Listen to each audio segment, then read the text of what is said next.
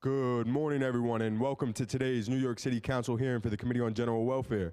At this time, we ask that you please silence all cell phones and electronic devices to minimize disruptions throughout the hearing. If you have testimony you wish to submit for the record, you may do so via email at testimony@council.nyc.gov. Once again, that is testimony@council.nyc.gov. We thank you for your cooperation. Chair, we are ready to begin. Thank you, and good morning, everyone, and welcome to today's hearing. I apologize, I have a little bit of a candy in my mouth, but allergy season is not gone, apparently. I don't want to be rude. So good morning, everyone, and welcome to today's hearing. My name is Diana Ayala, and I am the Deputy Speaker of the New York City Council and Chair of the General Welfare Committee. Today, our committee is holding an oversight hearing on public benefits delays. We will also be hearing 7 bills, 3 Intro, I think that's a typo, right?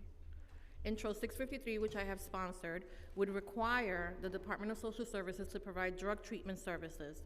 These services are critical to saving lives in shelter and in HACA facilities.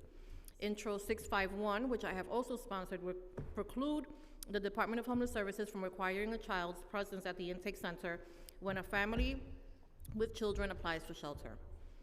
There is no reason why a child needs to be present during a long, drawn-out process at PATH. My bill seeks to end this practice. Intro 902, which I have sponsored, would require that the Department of Homeless Services provide a process navigator service to every family with children entering an intake. These services would also make PATH intake process easier for families seeking shelter. Intro 910, sponsored by Councilmember Hudson, would establish a universal benefits application for city benefits and would codify Access NYC. Intro 741, sponsored by Councilmember Salamanca, would require radiator inspections in homeless shelters. Intro 647, sponsored by Councilmember Aviles, would require sheriffs and city marshals to report housing displacement to the Department of Social Services to evaluate eligibility for legal counsel. Finally, Intro 567, sponsored by Councilmember Feliz, would prohibit homeless families with children from being housed in private buildings with multiple Class C housing maintenance code violations. Now, on to our oversight topic. Recently released data from the Mayor's Management Report showed terrible trends when it comes to processing rates of cash assistance and SNAP benefit applications. While the report did not call this a crisis, it absolutely is a crisis. Under federal and state law, all SNAP and cash assistance applications and recertifications must be processed by HRA within 30 days. Anything that goes beyond the 30-day threshold is considered delayed. According to the MMR, the rate of timely response SNAP applications fell 20.4% from 60.1% in fiscal year 2022 to 39.7% in fiscal year 2023. The report cites an unprecedented increase in applications, fewer staff due to attrition and retirements, and the end of New York State waivers that suspended recertifications for eligibility as reasons for the decrease in timely processing.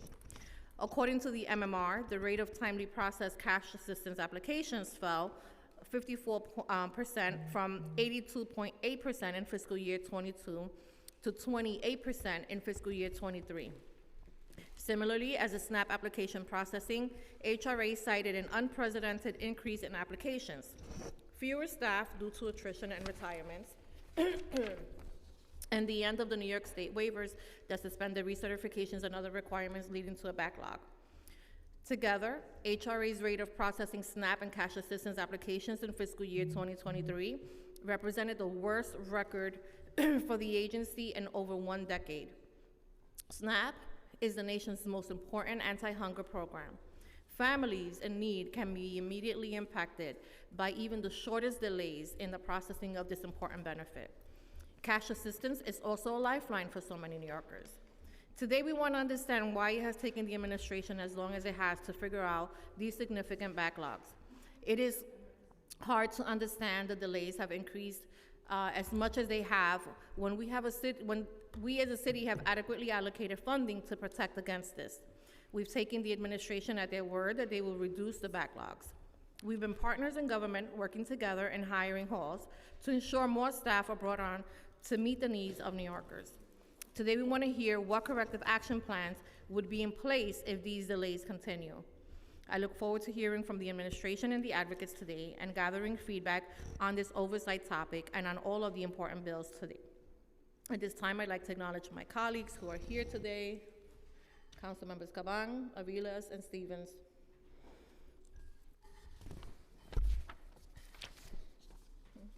And I'd also like to thank my committee staff who worked really hard to prepare this hearing. Aminta Kilawan, Senior Legislative Counsel, David Romero, Legislative Counsel, Julia Haramis, Unit Head, Rose Martinez, Assistant Deputy Director, Julian Kayes, Legal Extern, and finally my staff, Elsie Encarnacion, Chief of Staff. We're going to begin today's hearing with testimony from impacted individuals, but first we're going to hear from Councilmember Aviles, who will share a few words on her bill.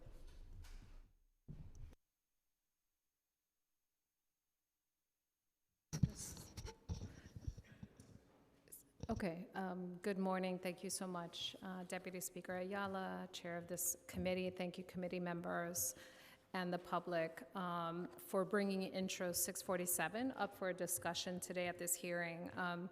This bill is a reintroduction from former council member Rosenthal, and the reason why we chose to reintroduce this bill is because in my district, like other districts across New York City, housing displacement, especially among our non-English speaking residents, is a regular occurrence. Those being evicted are often not aware of their ability to access legal counsel, and particularly if they are non-English speaking residents may not know how to even access this information regarding their rights during the eviction process. So this bill, in my view, just aims to streamline access to information. We should not have to legislate these kinds of things. Our city agencies should be working towards streamlining and integrating services so that residents understand fully the tools that we make available to them. But unfortunately, we are in this place of having to make sure and mandate that agencies are connecting the dots and providing a full comprehensive picture of the services that are available to residents, including when these services should be accessible in the various languages spoken by New Yorkers. So we just need to ensure that, as a part of regular eviction proceedings, that tenants were informed. And for the record, I do believe evictions are violent, having experienced that in my lifetime. And we should be doing everything in our power to reduce evictions. They should not be happening. But as a part of these proceedings, that tenants are informed of their eligibility to receive legal counsel and informed of their eligibility in a language they could understand so that we can better serve New Yorkers. So access to this kind of information basically is critical, and especially for our immigrant community members. I look forward to the discussion today. Thank you, Deputy Speaker, and thank you to the committee members and to the public for all the work, and the advocates for all the work that you have done for New Yorkers.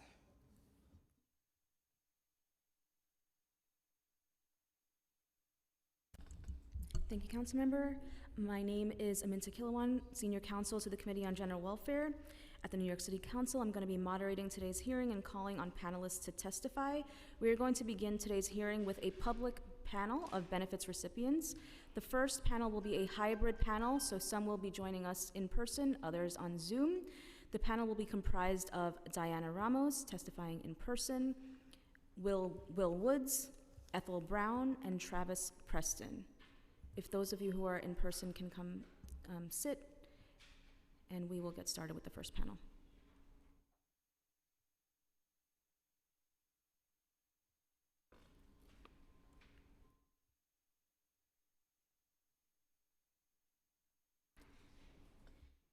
And we will begin with Diana Ramos, followed by Will Woods.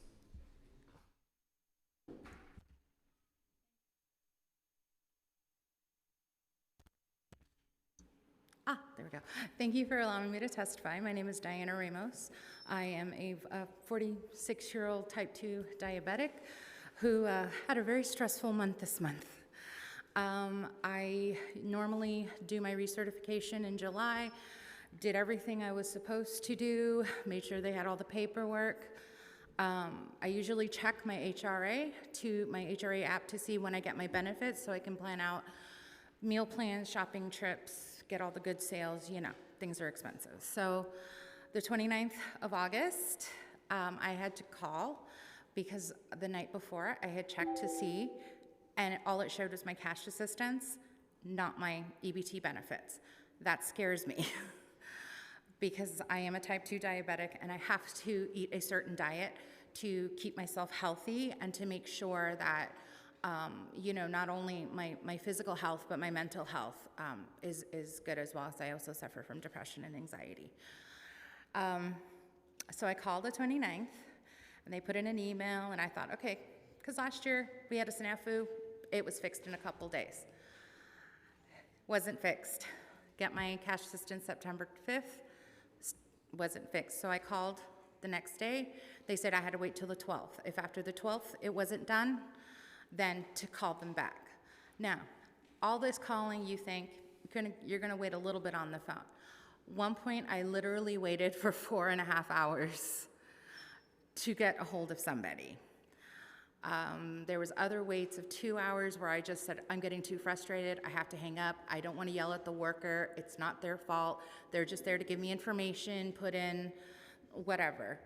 So I completely understand that. I've worked in the customer service industry for years and completely understand that it's not their fault, it's whoever's in charge. So finally, when I did get a hold of somebody, it finally got fixed. But I literally was 3 weeks without proper nutrition and food. Yes, I went to the food pantries, but sometimes the food pantries give us high starchy foods such as rice, macaroni and cheese. What is the one thing they tell you as a diabetic to stay away from? So I was like, oh, okay, I'm gonna figure this out. I managed, but I was only eating 1 meal a day, and in order to keep my sugar at least at a steady level, I was literally drinking powdered lemonade. Sorry, I laugh when I get a little tense, but it was stressful, and it was causing my mental health not to go well. I was snapping at people I usually don't snap at. My father, who is himself a veteran, and he lives in Mississippi, he sent me money to help me out. He shouldn't have to do that. You know, I should be okay, you know, maybe $5 or $10 if I have to go to an appointment or something, but not what he sent me, which was $40, and that was $40 out of his household budget, and he's a pensioner. My boyfriend, who's on SSI, sent me some money to help me out to get groceries, because he could tell that I was just not doing well. I am just now getting back to the health I was before, but my sugar levels aren't leveled out. Because I had to eat quite a bit of sodium-filled stuff, my blood pressure is a little off kilter, and because of no proper nutrition, I'm feeling not like I'm getting sick, but just sort of that run down, gross feeling. It's not fair. I don't blame the HRA workers, because I know they're understaffed and they get yelled at enough as it is, and it's not their fault. I would like the people in charge to take accountability, because it's not fair. I'm not the only person. I just happen to be one person out of thousands, maybe, and I also happen to have a medical condition, and there's other people out there who have medical conditions, who have families to feed, that need proper nutrition, and the delays, they're ridiculous. No, And true. Thank you for letting I me can share understand. my story. How long were you waiting from the time that you stopped receiving SNAP benefits to when they finally It was came through? about 2.5 weeks. I received them on September 20th. So you didn't get the August? I got the August. I didn't get the You get September. September until 2 weeks later. Okay.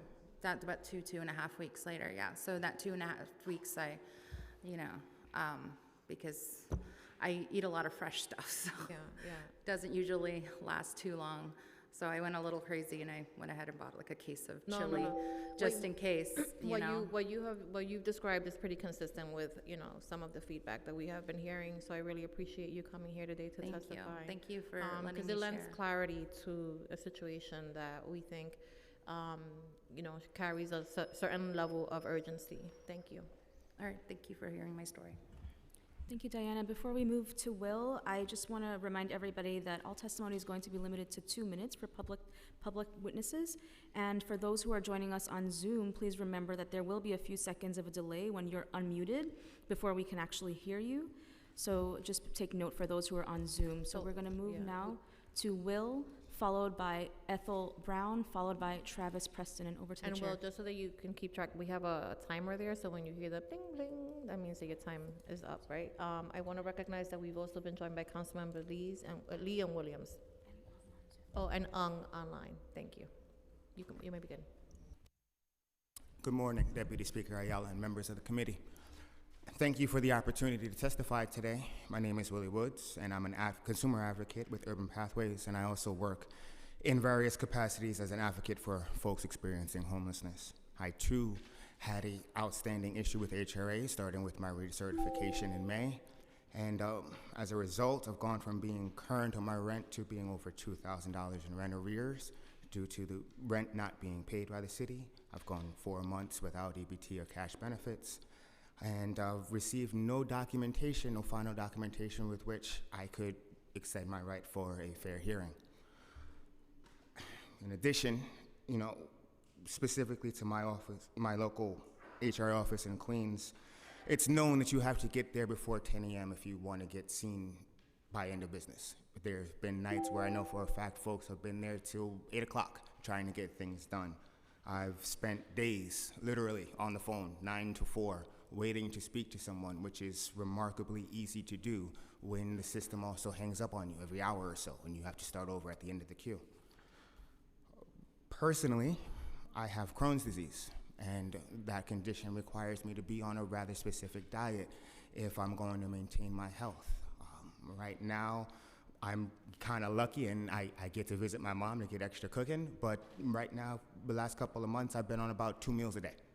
And I've had to cut back on volunteer and advocacy efforts because I can't afford to travel. It's aggravated my anxiety and my depression. And all of that is really exacerbated by the lack of urgency when dealing with HRA. Simply put, when you're going through homelessness, one thing you learn to identify pretty quickly are those that care and those that don't. And one of the things that you fervently hope is that you get treated the same way that someone else would want to be treated in a similar situation. The reality is, if folks had a different option from HRA, they would have long since taken their business elsewhere. And, these issues will only worsen as the number of the people the agency has to service grows. It's hard enough as an adult to have to reach out and ask for help. It's much more difficult to need that help and then to have to grovel to get it. And that's what a lot of us are down to right now, groveling, and we're still not getting the help we need. Thank you for your time. I appreciate your testimony here today. Thank you. Thank you, Will. We're now going to turn to those on Zoom. Over now to Ethel Brown. Ethel Brown, you can begin your testimony once unmuted.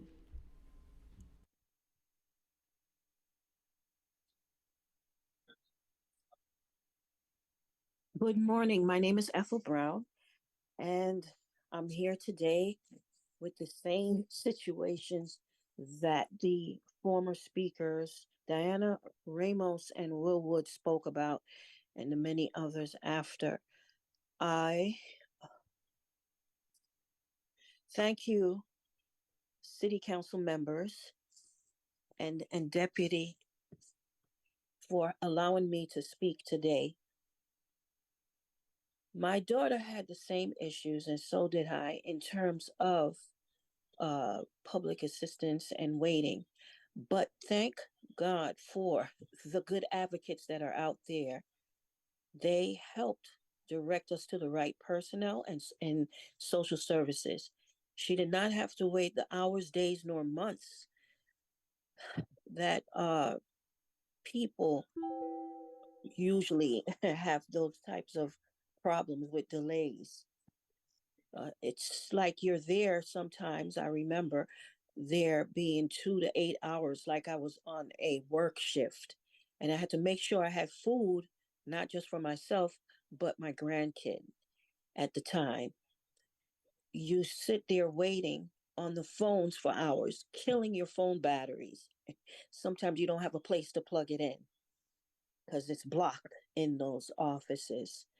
You have to try to maintain and sustain your health because you come into the system with no issues, you come out with issues, which I do have some health problems now because of the stress that you've gone through, the mental stress, physical and emotional of what you have to go through, which you shouldn't have to go through when you're trying to go in to get help.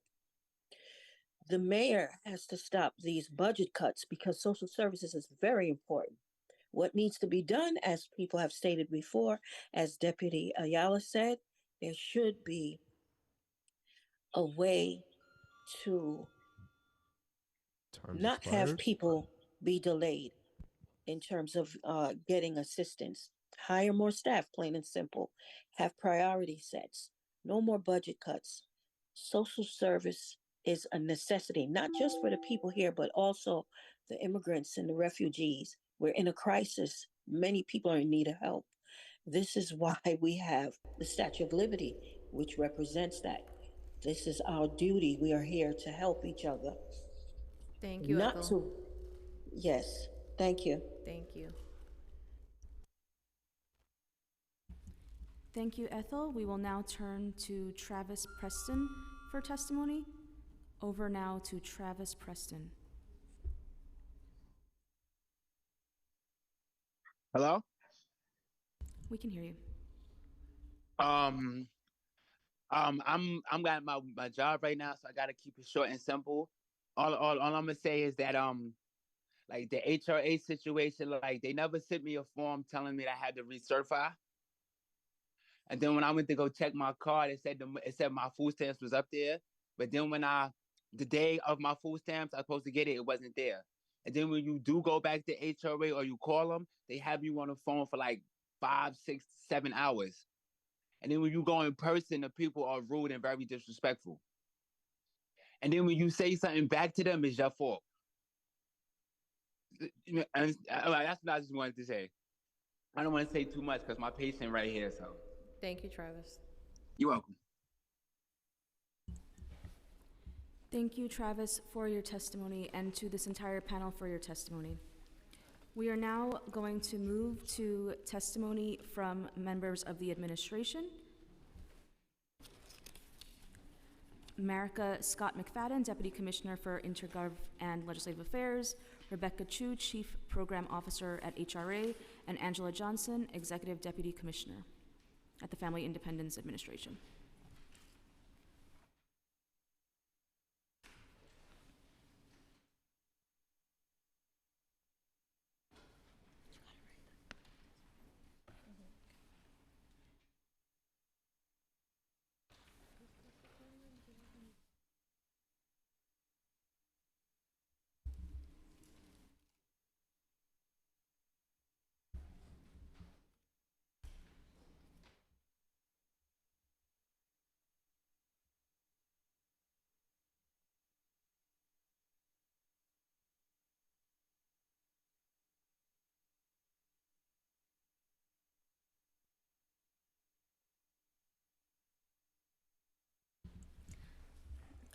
Before you begin, will you all please raise your right hand?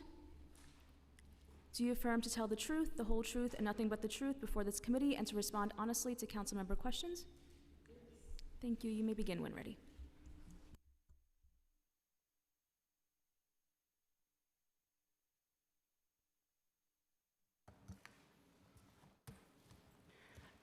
Good morning. I want to thank the City Council's Committee on General Welfare. I'm sorry, Marika, is your mic on? Yeah, better? Yeah. Okay. Thank you. Good morning. I want to thank the City Council's Committee on General Welfare and Deputy Speaker Ayala for today's hearing on public benefits access and processing. We look forward to discussing with Council our work to connect New Yorkers to much-needed public access benefits programs. My name is Marika Scott McFadden. I am the Deputy Commissioner for Intergovernmental and Legislative Affairs at the Department of Social Services. I'm joined today by Chief Program Officer at the Human Resources Administration, Rebecca Chu, and Family Independence Administration Executive Deputy Commissioner Angela Johnson. The New York City Department of Social Services Human Resource Administration is the nation's largest social service agency. Each year, we connect more than 3 million New Yorkers to benefits through the administration of 14 benefit programs. Every day in all 5 boroughs, DSS HRA provides essential programs and supports to low-income New Yorkers. In administering these programs, HRA is at the forefront of this administration's efforts to combat poverty and income inequality. At DSS HRA, we are mindful of the real-life impact benefit processing timeliness has on households. We recognize that programs like cash assistance and the Supplemental Nutrition Assistance Program, SNAP, can make the difference in providing economic and food security. As stewards of these critical public benefits, we are conscious of the care, compassion, and urgency with which we must treat each application. Only 4 months ago marked the official end of the COVID-19 pandemic and a federal public health emergency declaration. But we must bear in mind that not all communities are recovering at the same rate. When we last testified in December of 2022, DSS First Deputy Commissioner Jill Berry highlighted that we were seeing extraordinary demand for public benefits from New Yorkers across the 5 boroughs. At the height of the pandemic in April 2020, the agency received 84,000 SNAP applications in that month alone. That was the highest number of SNAP applications in modern history, reflecting a more than 200% increase compared to the previous year. The trends for cash assistance were just as unparalleled. In March of 2020, DSS HRA received 12,745 more cash assistance applications than March of 2019, a 53% increase. This increased need for cash assistance and SNAP has continued over the last several years into today. In fiscal year 24, the average number of applications per month is more than 36,000 and over 48,000 for SNAP and cash assistance, respectively, showing that New Yorkers have a sustained need for economic supports and food security. In addition to economic drivers, we also believe that increasing access to benefits has led to an increased number of applications. As HRA continues to break down barriers and modernize our service model, we have seen an increase in client utilization of our online platform and mobile app, Access HRA. New Yorkers no longer need to apply in person at brick and mortar centers. They can simply apply on their computers and smartphones. DSS HRA has worked to keep up with the increased volume of applications by employing several strategies. First, we have utilized existing staff through redeployment and reassignment, as well as overtime on evenings and weekends. Our human resources team has pursued an aggressive strategy around recruitment, hiring, onboarding, and retention, which has resulted in 728 positions onboarded since we last testified on this topic in December 2022. We continue to look to our state and federal partners to extend or expand waivers that increase efficiency and allow processing to move along more quickly. Unprecedented need has outpaced our resources, and we are using every tool and strategy at our disposal to meet the demand. For example, state and federal waivers were used to improve client access by transitioning from only in-person interviews as part of the cash assistance application process to allowing these interviews to occur by phone at the client's chosen time, just as we were permitted to offer SNAP clients. Following advocacy by DSS, a state law has made this remote cash assistance option permanent, meaning that clients can conduct all business online and by phone, making it more convenient for New Yorkers to access the services they are entitled to. I would also like to update Council on a concern expressed by many Council members at last December's hearing: fraud and skimming from EBT cards. At that time, theft of benefits would result in permanent loss of funds with no chance of reimbursement. However, because of recent state and federal action, that is no longer the case, and we have stood up a program to assist victims of this crime. As of September 19th, 2023, we have received over 19,000 claims for reimbursement of SNAP and our cash assistant benefits. We have processed about 15,000 applications. 100% of these claims have been processed timely. To date, about 2/3 of approved replacement benefits have been added to clients' EBT cards, restoring over $4.5 million in benefits to New Yorkers. Before I discuss the legislation under consideration, I would like to take a moment to highlight the incredible work of DSS HRA staff. In the face of a global health emergency and pandemic, staff has worked tirelessly to process benefit applications to ensure their fellow New Yorkers have access to essential benefits and supports. Their work continues to this day to support New Yorkers impacted by economic realities, and we thank each and every one of them for their dedication to the needs of the vulnerable among us. Moving to legislation. We give careful and thoughtful consideration to proposed legislation and are mindful of our role as the safety net of the safety net and our obligation to provide essential benefits to New Yorkers. Further, we ask Council to keep front of mind the legal and regulatory obligations DSS, HRA, DHS is subject to at both the state and federal level. We also encourage you to consider the fiscal impacts of proposals that would require significant staff and facilities investment.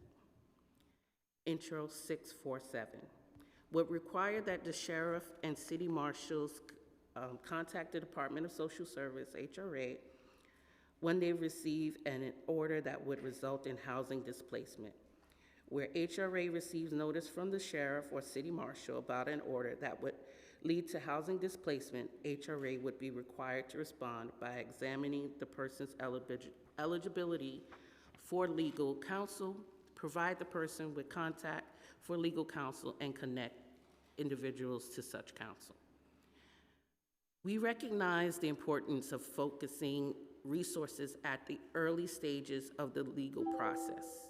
Examples of this include connecting tenants to legal services through right to counsel, attorneys at housing court, and connecting tenants to rental assistance resources.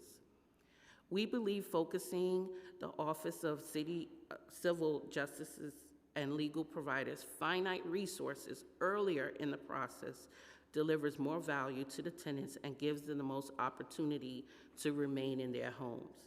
This legislation also would not curtail the marshals or sheriff's authority to execute the eviction order. We look forward to working with council and the bill sponsor to reach our shared goal to continue to bring legal services to tenants. Intro 567 would prohibit homeless families with children from being temporarily housed in private buildings with more than 5 Class C housing maintenance code violations.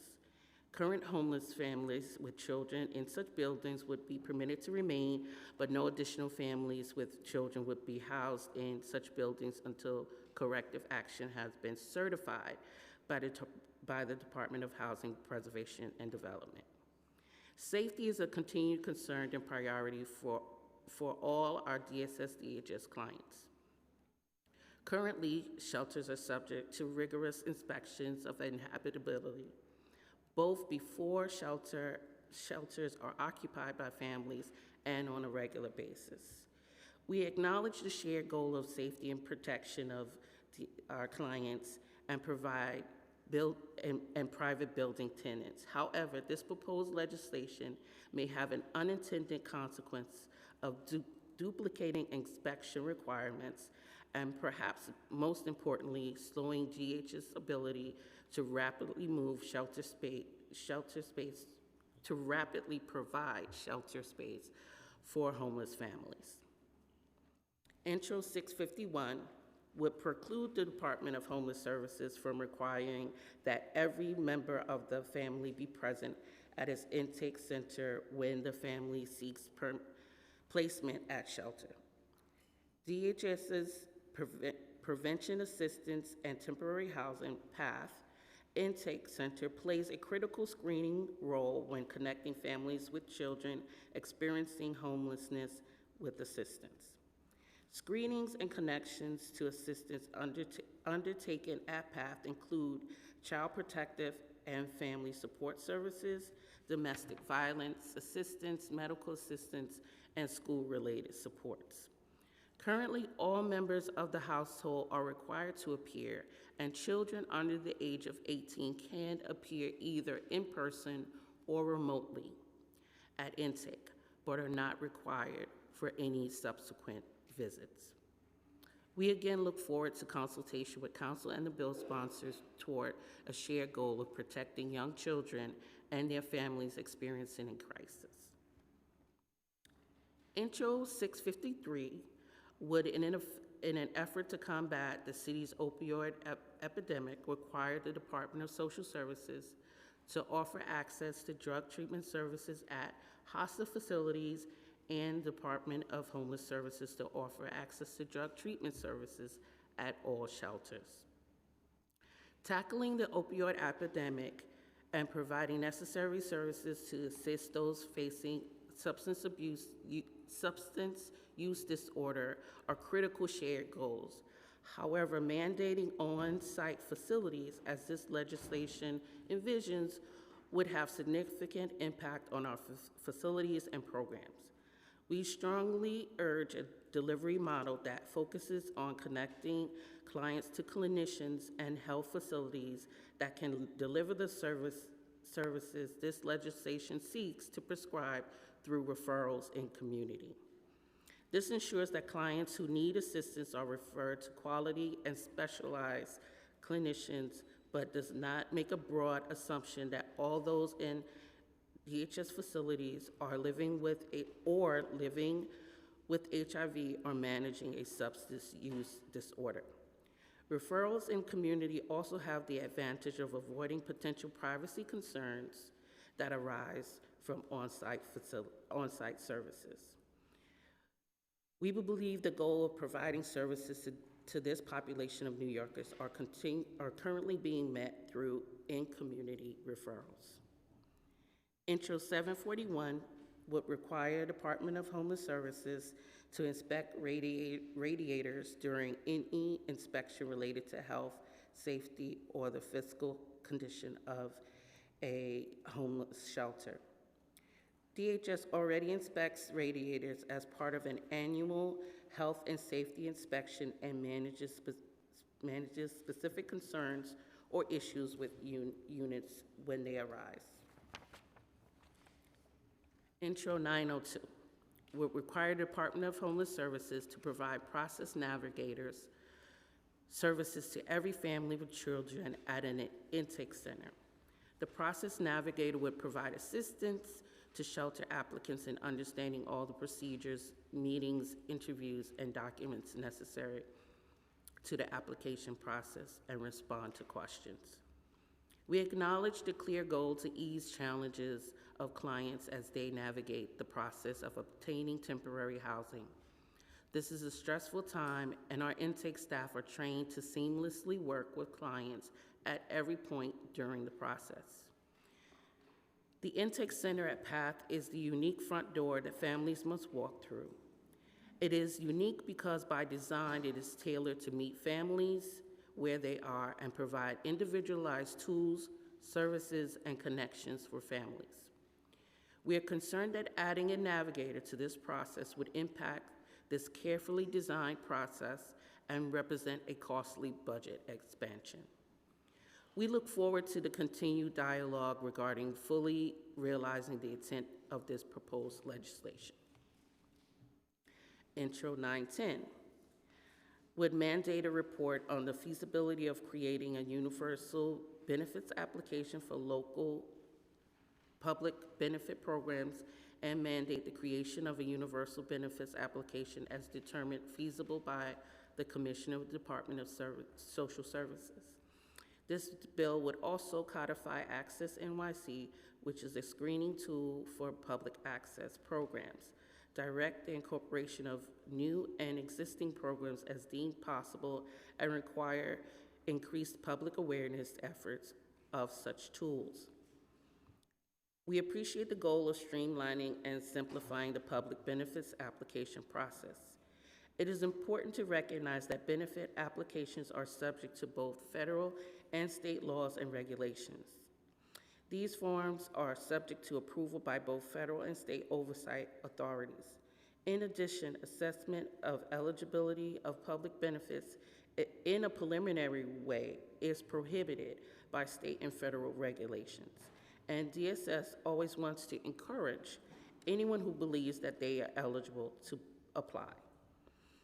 We perceive the goal of this proposed legislation is to join up public benefits to streamline access for clients. However, we see obstacles to fully reaching the goals of this legislation as written and are happy to speak further with the council regarding these challenges. I will conclude by again recognizing our frontline staff has played a critical role in working towards more timely processing benefits. Their dedication to the task, willingness to take up overtime, and adaptability in adapting new workflows have all been critical to the success we had thus far. We have made important strides forward in our processing of public benefits. We acknowledge the urgency and the seriousness with which we must continue to take on these challenges. We also wholly acknowledge that we have further work to do. Our frontline staff's continued diligent work on this issue will see us through to successful, timely processing of benefits. Thank you for the opportunity to testify today. We are happy to take your questions. Thank you, and I want to acknowledge that we've also been joined by Councilmember Rustler. I was looking forward to this hearing because I don't believe that I have ever, in my time in the council, and even in my time as a staffer for a former council member, received as many complaints as I have in the last few weeks regarding folks that have not received their SNAP benefits. People who have expressed that they are receiving cash benefits, but for some reason they didn't get their food stamps, and there was no explanation, and they couldn't really pinpoint what the actual problem was, whether they had whether their case had been, closed, or, benefits were discontinued, or the dates were changed. Like, there was no information provided to these families. And so when I get one call, when I start to get upwards of 10, and sometimes from the same family, living in different apartments, and they're all telling me the same thing, that's alarming to me. I think, we've discussed the need to truly, address the issue of food insecurity in the city, and that in certain communities, and you guys, know this very well, by virtue of the work that you do, we have created what I call pockets of severe poverty. And there are families that, rely on these public benefits. And somebody mentioned at the December hearing, families cannot eat retroactively, right? It doesn't matter if I'm getting those food stamps. Was that you? Give you credit. We can't, if you're getting a benefits 3 weeks after the fact, right? That's 3 weeks too late. And although I love and appreciate, my food pantries, I've also, seen, right, that, and I know that the type of food that we get in a box distribution is great. And listen, my mother would cook a nice stew with the meat that we would get in that can, and it was delicious. She fed us with, she was able to supplement our meals with food pantry, meals, but it's not enough, right? And so I'm concerned. I'm really concerned. And I know that we were here in December and we were already in trouble. And I know that back then, the rationale was that we were not getting the same level of exemptions that we had been receiving throughout the pandemic, to extend the recertification dates to allow more time, and that way there wouldn't be an interruption of services. But here we are, now almost a year, later, in an even worse situation than we were last year. And so I would really want to steer away from using the pandemic as a reason for why we're here, because it's 3 years later and we're just trending downward at this point. And I really need to understand why. So that's the question. So thank you, Council Member, Deputy Speaker. I think that we highlight the pandemic because we know that out of our collective experience, there were needs that came up at that time. There were certain reliefs that were afforded at that time, and that helped a lot of people. And coming out of the pandemic, those people still need help. So we highlight that for that reason. And then also we continue to work with our state partners to be able to receive waivers that are effective in moving us through the collective process of recertification. As I highlighted in the testimony, one example being that we are now able to take interviews by phone and by on demand. So clients we can reach them at the time that they are available instead of just calling. And I'll just add also that now our calls say HRA as opposed to being blocked numbers. So folks can identify that they're getting a call, and the call that they've been waiting for. So that is helpful. But that doesn't explain why folks are waiting, why the delays are so significant, and why we're in a worse off position than we were almost a year ago. I mean, I had to, I have a constituent services staffer in my office. We saw an influx of people coming in after the pandemic. We hired a second one. Mm-hmm. If there's a demand for even more, then we get somebody else to ensure that we're still able to meet our mandate. It's a very simple thing, the money is in the budget to hire folks. We had all of these hiring halls, so, I'm just trying to make sense of it. So let me backtrack a little bit. What can you explain to me what the unit that is in charge with the recertification process looks like? How many staff are assigned to that specific division?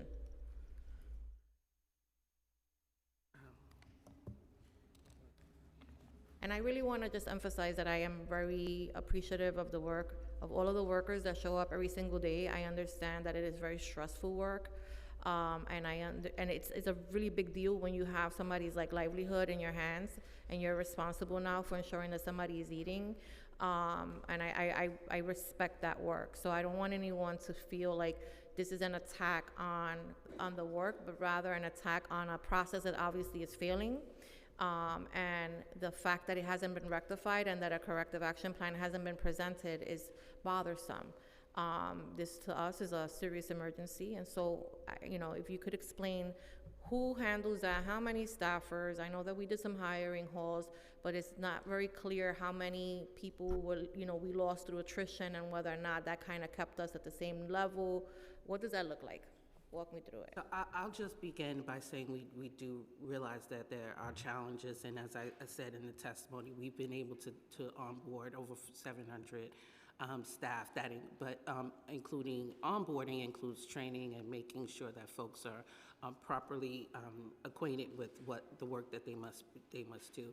So where we acknowledge that the challenge still exists, and we still we're still going through the process. We're still doing what we feel are efforts to get past the delays in processing, and I'll ask my colleague to continue with the specifics on that. Thank you. Good morning, Deputy Speaker, and thank you for your questions.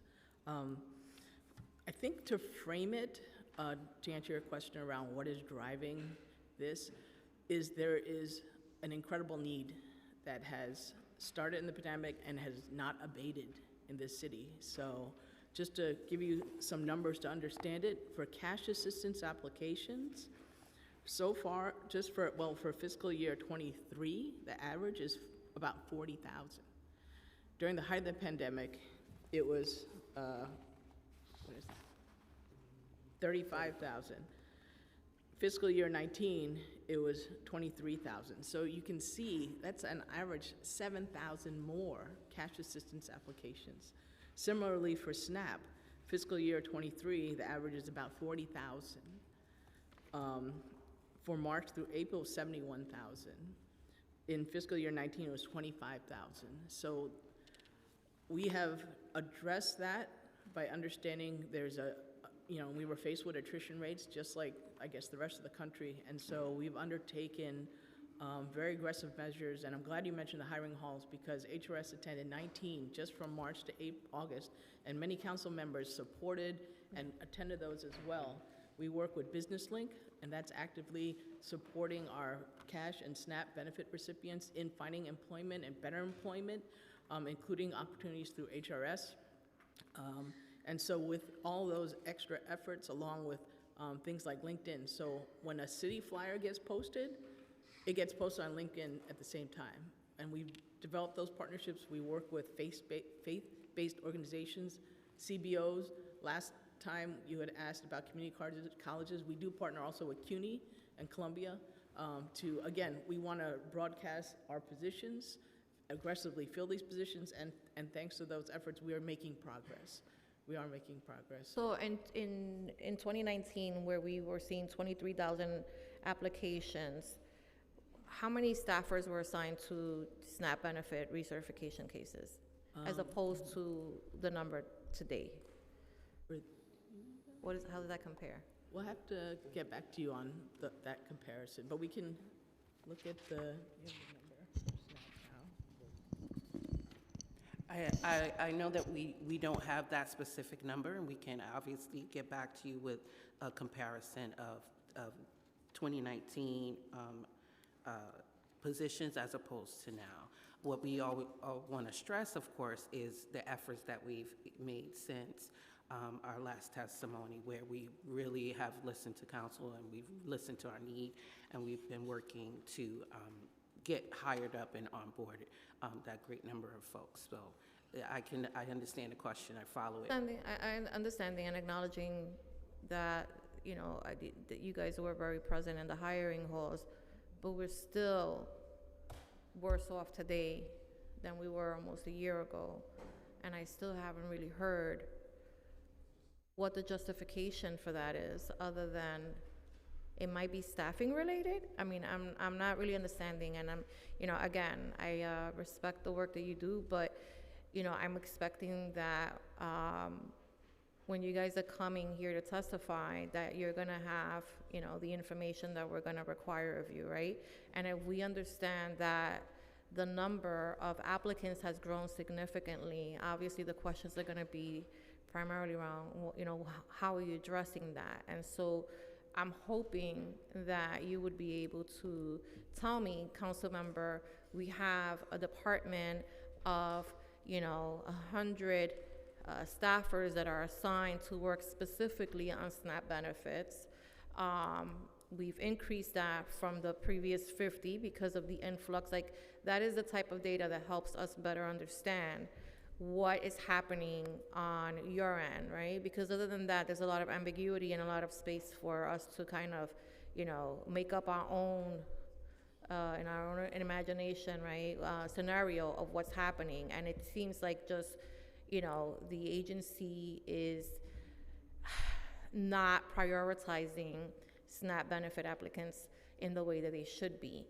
And that's worrisome. And I don't want to assume that. I really don't want to assume that. I want to give you the benefit of the doubt, but we're talking about, a substantial amount of applications that have not been completed. We're at 29, is it 29% completion rate? Like, that's horrible. I mean, that's like an F, capital F with a whole bunch of red lines under. Like, how do you justify that? That's not something that I would be proud of. Well, I'm going to allow my colleagues to add on, but I will say that this is not taken lightly within the HRA. Daily, weekly conversations and meetings are had in order to try to do better at this. We acknowledge that we do need to do better. Some of the tactics that we've used in terms of strategy is redeployment, reassignment of our internal staff. We've, of course, done voluntary overtime for evenings and weekends, and we've been doing that regularly as we've seen this challenge occur. And then onboarding and hiring as well. We feel like we're doing a multifaceted approach to a problem that increases monthly. What do I mean by that? We're getting higher numbers of applications monthly. So it's a bit of trying to put all of it together, and we're not at the same number. We have this increased need. We acknowledge that, and we are looking forward to seeing all of these efforts come to a completion where we are timely and our numbers are back up. Okay, so you have some homework to do. You owe me some numbers here. Absolutely.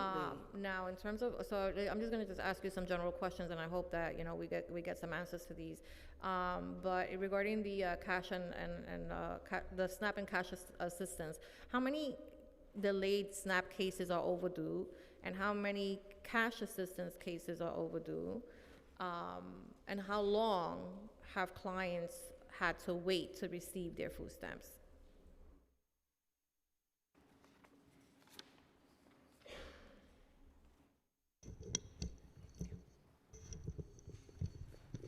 Thank you for your question, and noting, we do have 1 million SNAP cases, which is including 1.7 million individuals in receipt of SNAP, about 275,000 cash cases, which equals about 500,000 recipients of cash assistance benefits.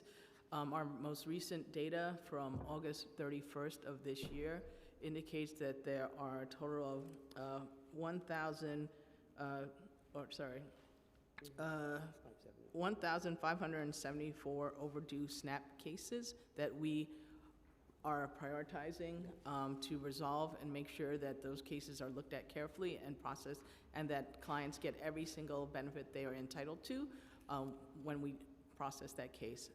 For cash assistance, the number is 30,722 that are overdue. That, again, we are laser focused, and as my colleague pointed out, we have employed several measures to increase our capacity and bandwidth to process each and every one of these cases, including overtime projects, call to action, agency-wide, aggressive recruitment and onboarding and training of our new staff, and many mentoring programs in place and staff morale boosting programs, because we also want to retain the excellent, wonderful frontline staff we have that do this work day in, day out. If they're working nights and weekends, good luck with that. Yeah. Especially at the rates that they get paid, that's another conversation for another day. But, why is there such a big disparity between cash assistance and SNAP benefits? Is it that you process them differently? Are they, because if I have a case where if I'm getting both cash benefits and food stamps in one case, why are they processed So in that way? the cash cases can either be cash-only cases or cash with a SNAP component. So that number I cited earlier with 500,000 individuals receiving cash assistance, that could be cash assistance only or cash with a SNAP component, whereas the 1.7 million SNAP only, that's the SNAP only recipient cases. I hope that answered your question, Deputy Okay. Chair. And how delinquent are you? What is the average amount of time that a client is waiting to actually receive those benefits? The ones that are delayed? Yeah,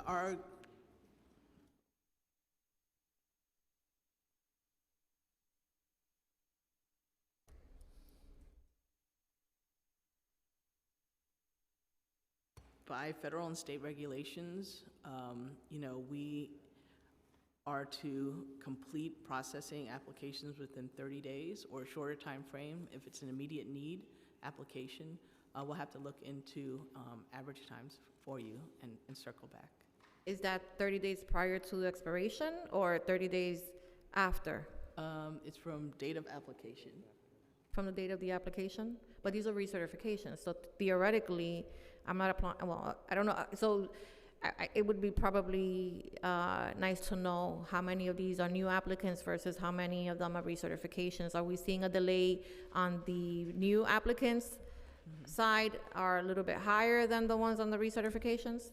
Oh, sure. So it's actually higher on the application side. So On the new applicants? Pardon? On new applicants? Yes. Okay. Do you know what the difference is? Yes. So for cash assistance, again, going back to August 31st of this year, the overdue application volume is about 27,000, whereas for the research, it's about 3,000. On the SNAP side, the overdue applications is 1,400 range, and then the research overdue for SNAP is 96, under 100. Okay. So it's, yeah. Okay. Whew. Guys, you're not making this easy for me. I'm just, again, I think we're ill-prepared with information, but also with a plan of action, to really truly address this. So I'm gonna just move on. I'm not gonna ask you about, the corrective action plan, because I think it's pretty obvious that the corrective action plan includes more hiring. I would suggest that you really seriously have a conversation with OMB about maybe decreasing the head count and increasing the pay rate for, the time being, if that, or increasing the pay rate without having to decrease the workforce. But something has to give. These many of these workers, I don't know if the agency really, understands that the level of dedication. A lot of your staff, has been around for 20, 30 years. Like, these are people that have an, invested interest in doing the work that they do. They should be compensated accordingly. They should be able to continue to live, in the city and, make ends meet. They shouldn't have to work, around the clock to be able to make that up, right, with overtime. And I just, I think it has to be said, because I keep hearing from every agency, well, we're understaffed. Yeah, but you're also underpaying your, employees. And I don't see there being a real call to action on the, administrative side, asking for an increase in pay. We recently went through this whole human services, contracts, and, how we're paying our nonprofits barely nothing to do this work. And the same applies to the city workforce. It's really, and this is through no fault of anyone sitting here, but, it has to be said. All right, I'm gonna take a little pause while I kind of gather my thoughts, and I'm gonna call on a couple of members. 5 minutes per member, please. So we're gonna start with Councilmember Stevens, followed by Caban, followed by Aviles, and then followed by Councilmember Ressler. Councilmember Stevens. Good morning. I'm feeling kind of similar to Deputy Speaker just a little taken aback by like the lack of clarity around numbers and feeling like we're constantly in this cycle of not getting all the information, which is why we keep coming back to the same type of hearings. And so, one, I just want to start just with the vacancies and staffing, because I hear that you guys are going to the hiring halls, and that's been a big thing for the agencies, but I'm also hearing that a lot of people who, even when they are told at the hiring halls they're going to be called back, are left in limbo for months and haven't heard anything. So can you tell me how many people from these hiring halls, you said you went to 19, from them 19, how many were hired, and are they still on staff currently?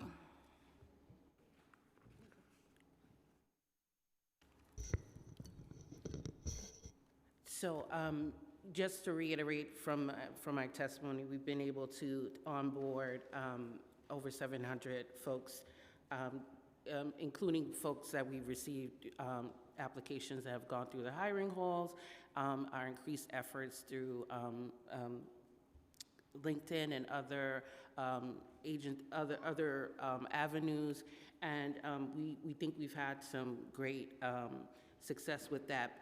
Similar to the point, or to also add in the point Deputy Speaker Ayala made, in terms of pay rate, we're now able to hire folks at the incumbent rate, so that is a bit higher than before. So it speaks to the Deputy Speaker's point of being able to hire at a higher rate, and then have that position be more attractive for folks.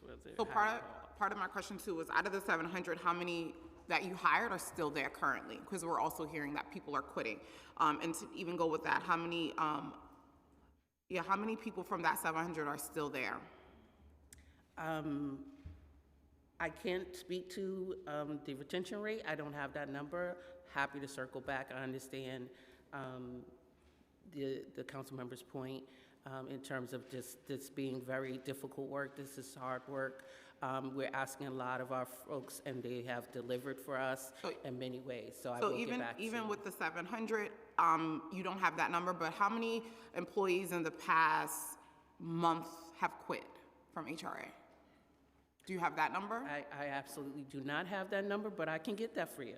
Absolutely. So it's disappointing, right? Like, so you guys are coming here to talk about the deficiencies and the things, and we're in a crisis, but you don't have the numbers of how many people who've left in the past month or in the past quarter. So that's also telling, right? So then how do we then do our oversight and get this information? So that's really telling and really disappointing. Another question I have is just around,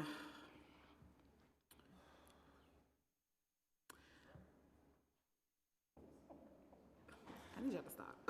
If I might add, From other agencies, have you considered deploying staff from other agencies to assist with the backlog? If not, why?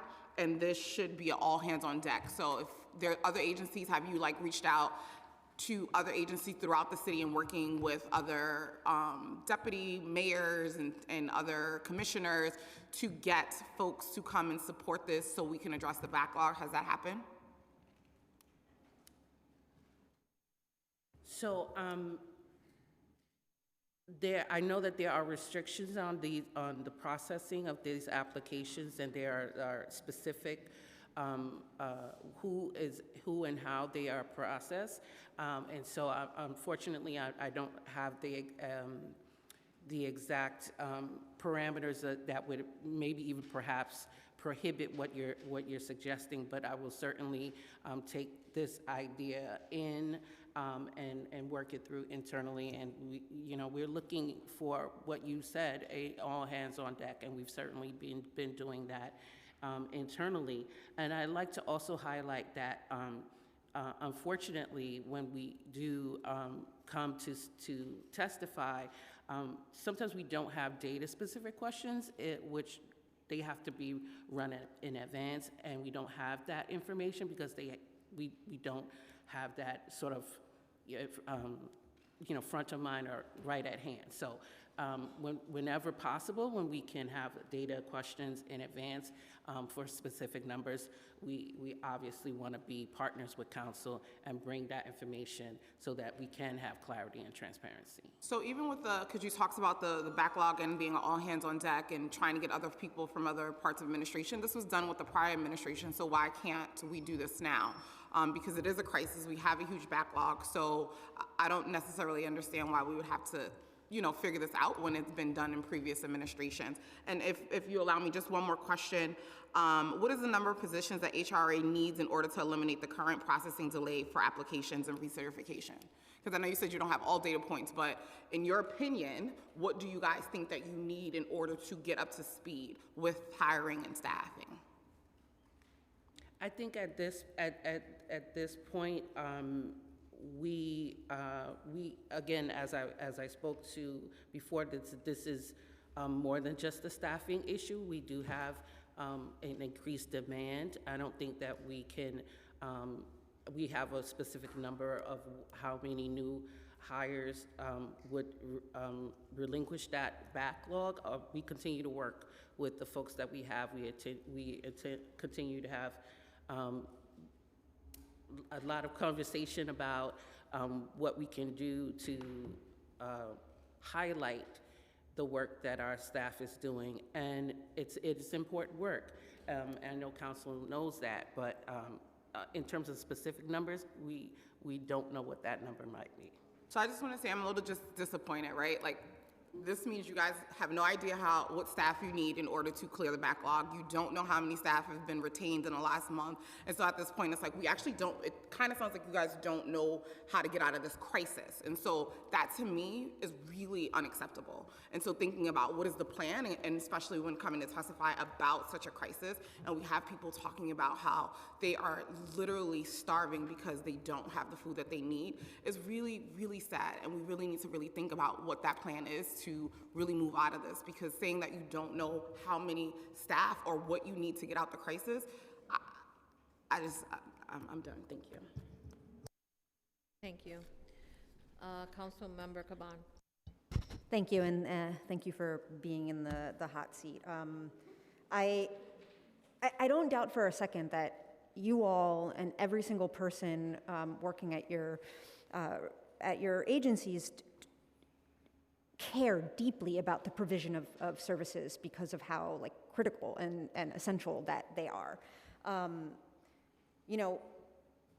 just want to take something that you said on the record a moment ago, that it's more than just a staffing issue. And even that statement alone acknowledges the fact that there is a staffing issue. There is no getting around it. And this will not be solved without an increase in capacity, an increase in manpower, an increase in staffing. And I think that this administration, and particularly this mayor, has made it impossible for you to do that with 15% pegs and hiring freezes. So I mean, if we're processing at 29%, and I actually want to focus on the skimming numbers for a second, because now y'all are being charged with tackling this really, really big problem as well. And unfortunately, in your testimony, it tells a little bit of a different story about the agency's capacity to address this than what is actually the reality that we're experiencing in our communities, right? In your testimony, you wrote that as of September 19, 2023, we've received over 19 claims for replacement. We've processed about 15,000. 100% have been processed timely.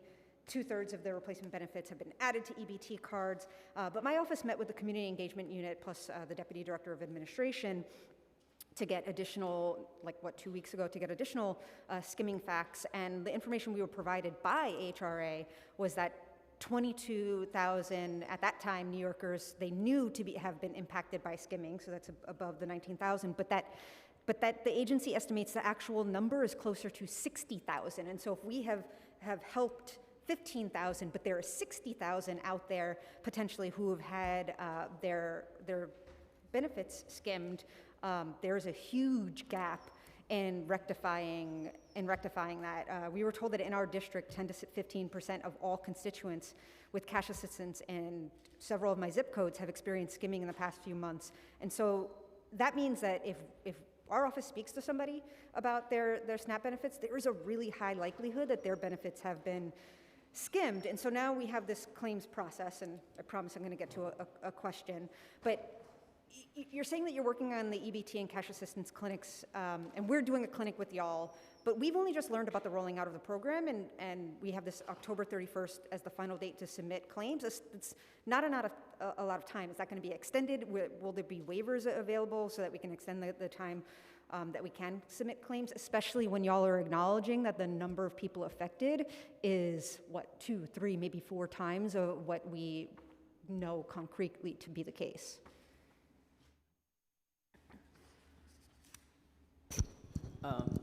Thank you, Councilmember. I think, we are incredibly grateful that there is an opportunity now through changes in law on the federal level, state level, that clients who have been the victims of skimming or fraud now can have an opportunity to get replacement benefits for those much needed critical food on the table. I'm sorry to interrupt, but the time is super precious. There's not a lot of time left. So my direct question is, are you going to allow issues of waivers or extend this timeline to submit claims? Because it sounds like we haven't yet even begun to scratch the surface on reaching the people who have been affected by this. And so if it closes on October 31st, there are going to be a lot of people who don't get made whole. That's my question. Will there be a waiver or an extension of this timeline, acknowledging the fact that the agency has said that this number is likely to be 3 or 4 times what has been recorded? Right, so thank you. I can say that of the initial 22,000 that we, thought had been skimmed based on, claims submitted or, information we received, there was an outreach effort to those 22,000 with our partners and outreach partners to support and make sure that they were aware of the process and to provide support in applying for those benefits. Our process of replacing skim benefits is only barely a month old into it, and we are very pleased with the fact that over 19,000 claims have been submitted and over 4.5. Do you have plans to extend it? I have no time left, and my question is simple. Do you have plans to extend the waiver? Because it seems really clear that helping the number of people we need to help is not going to happen without an extension. Are there plans to extend that October 31st deadline? And then, Chair, if I could ask one more question in addition to that. Yeah. I think that, thank you for that question. I think that at this time, we are not aware of the waiver having been put into process, and we will absolutely have circle back to council when we have confirmation of any waivers that are put into process. We understand the need as you stated, that there is an additional need, and we're not at this time aware of how that will be accomplished, whether it's through a waiver or some other. I know my other colleagues will hit some of the questions I was hoping to be able to ask with my time, so I'm going to ask a totally separate question. The federal farm bill is currently being debated in Congress, and so the people of Puerto Rico are excluded from accessing SNAP.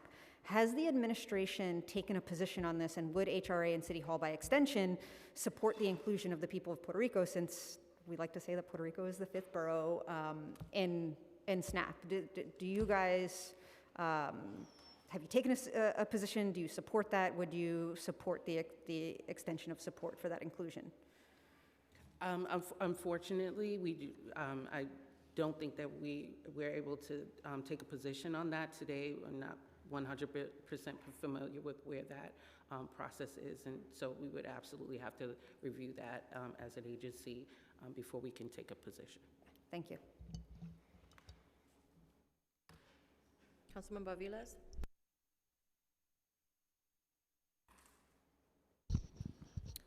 Thank you, Chair.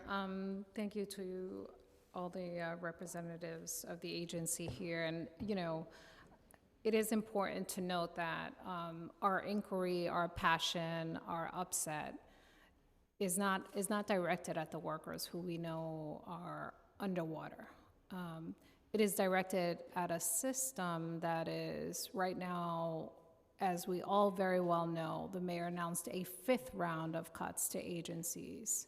And we see firsthand in our offices, and also work with constituents reapplying over and over and over again for benefits, and sitting with them when they can't get the food that they need, and trying to find food for folks on an everyday basis. So this is not about the workers. This is about a system that is setting us up to fail over and over again and continuously proposing cuts. This administration has proposed even more cuts to this agency when we can't even keep up with the pace of need for New Yorkers. So our upset and anger is certainly directed there, but also wanting answers in earnest. So I wanted to, in terms of, I didn't hear, what would the agency need in terms of staffing to be able to manage this current caseload, and how many cases do the staffers who manage benefits are currently holding? I'm sorry, I didn't hear the last part of your question. What's the caseload for each staff member that are processing these cases currently? So there, in regards to caseload, there is no caseload. The applications are processed as they come in, so workers are not assigned a caseload. You didn't hear a number because we did not have a number to share. At this time, we don't have a specific number that we can say will be the golden bullet or that So will in get us 20, there. you cited, the case numbers over the past several years and showing how they've ballooned currently. What was the peak of HRA staffing under some of those other years where they had even lower caseloads? Because we can extrapolate that you need more, right, to manage properly a certain level of cases that you have been processing historically. So yes, we didn't have those numbers. We will assign them according to how we've reported today, where we looked at our peak number in April of 2020. We're happy to share what our staffing was at that time versus our current staffing. We'll follow up with that. It is truly alarming that an agency that has historically processed SNAP cases, has followed trends of boom and bust, has no sense of its staffing need and capacity during this time. It is truly alarming. In terms of the bill that's introduced, you noted that I'd agree that it's very important for intro 647. We noted certainly that it is important, obviously, to get residents information much earlier on in the process, especially if we as a city are committed to stopping evictions. But would you say that the current process is sufficient? I think that the process that we're the utilizing right to counsel at housing court is one that is that we're working through the process. We're meeting tenants there. We've had the opportunity to launch a pilot in Brooklyn Housing Court where we've placed HRA resources within the court system. We've co-located there, and we'll be expanding that throughout the housing courts throughout the 5 boroughs. So are you aware of how many evictions are taking place on a monthly basis over the past year? I don't have the number of how many evictions on a monthly basis. Are you aware of the ballooning number of evictions that we are currently facing in the city? Absolutely. This agency, as it stands, is and the mission statement is anti-poverty and anti-homelessness, and we seek at every turn to make sure that folks remain in their homes. And so, just for the record, I mean, the bill essentially says inform, to inform people of the resources that they should have at their disposal that can potentially help them, which from, cost-saving, cost-cutting measure, if we don't inform our residents of their rights and resources, we pay triple. Because what will happen is residents will then become part of the housing, the homeless shelter system, and we continue to create trapdoors as opposed to circling the wagons around people. So I find it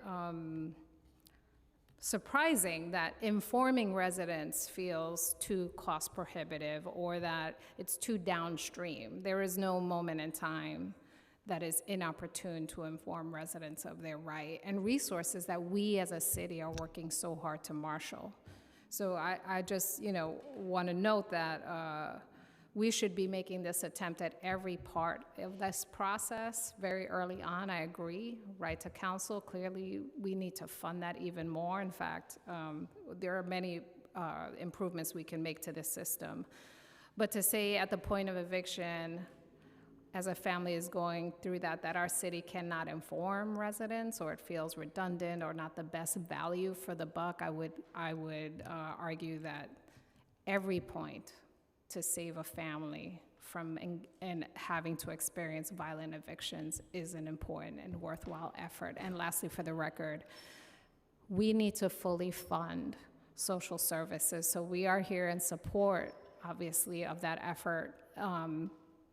But what we are seeing a continuous defunding and depending on other unsupported agencies, namely nonprofits, to fill that void. Our government has a responsibility to do right by New Yorkers fully and unequivocally. So thank you.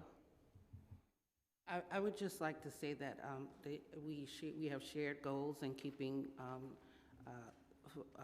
folks in their homes.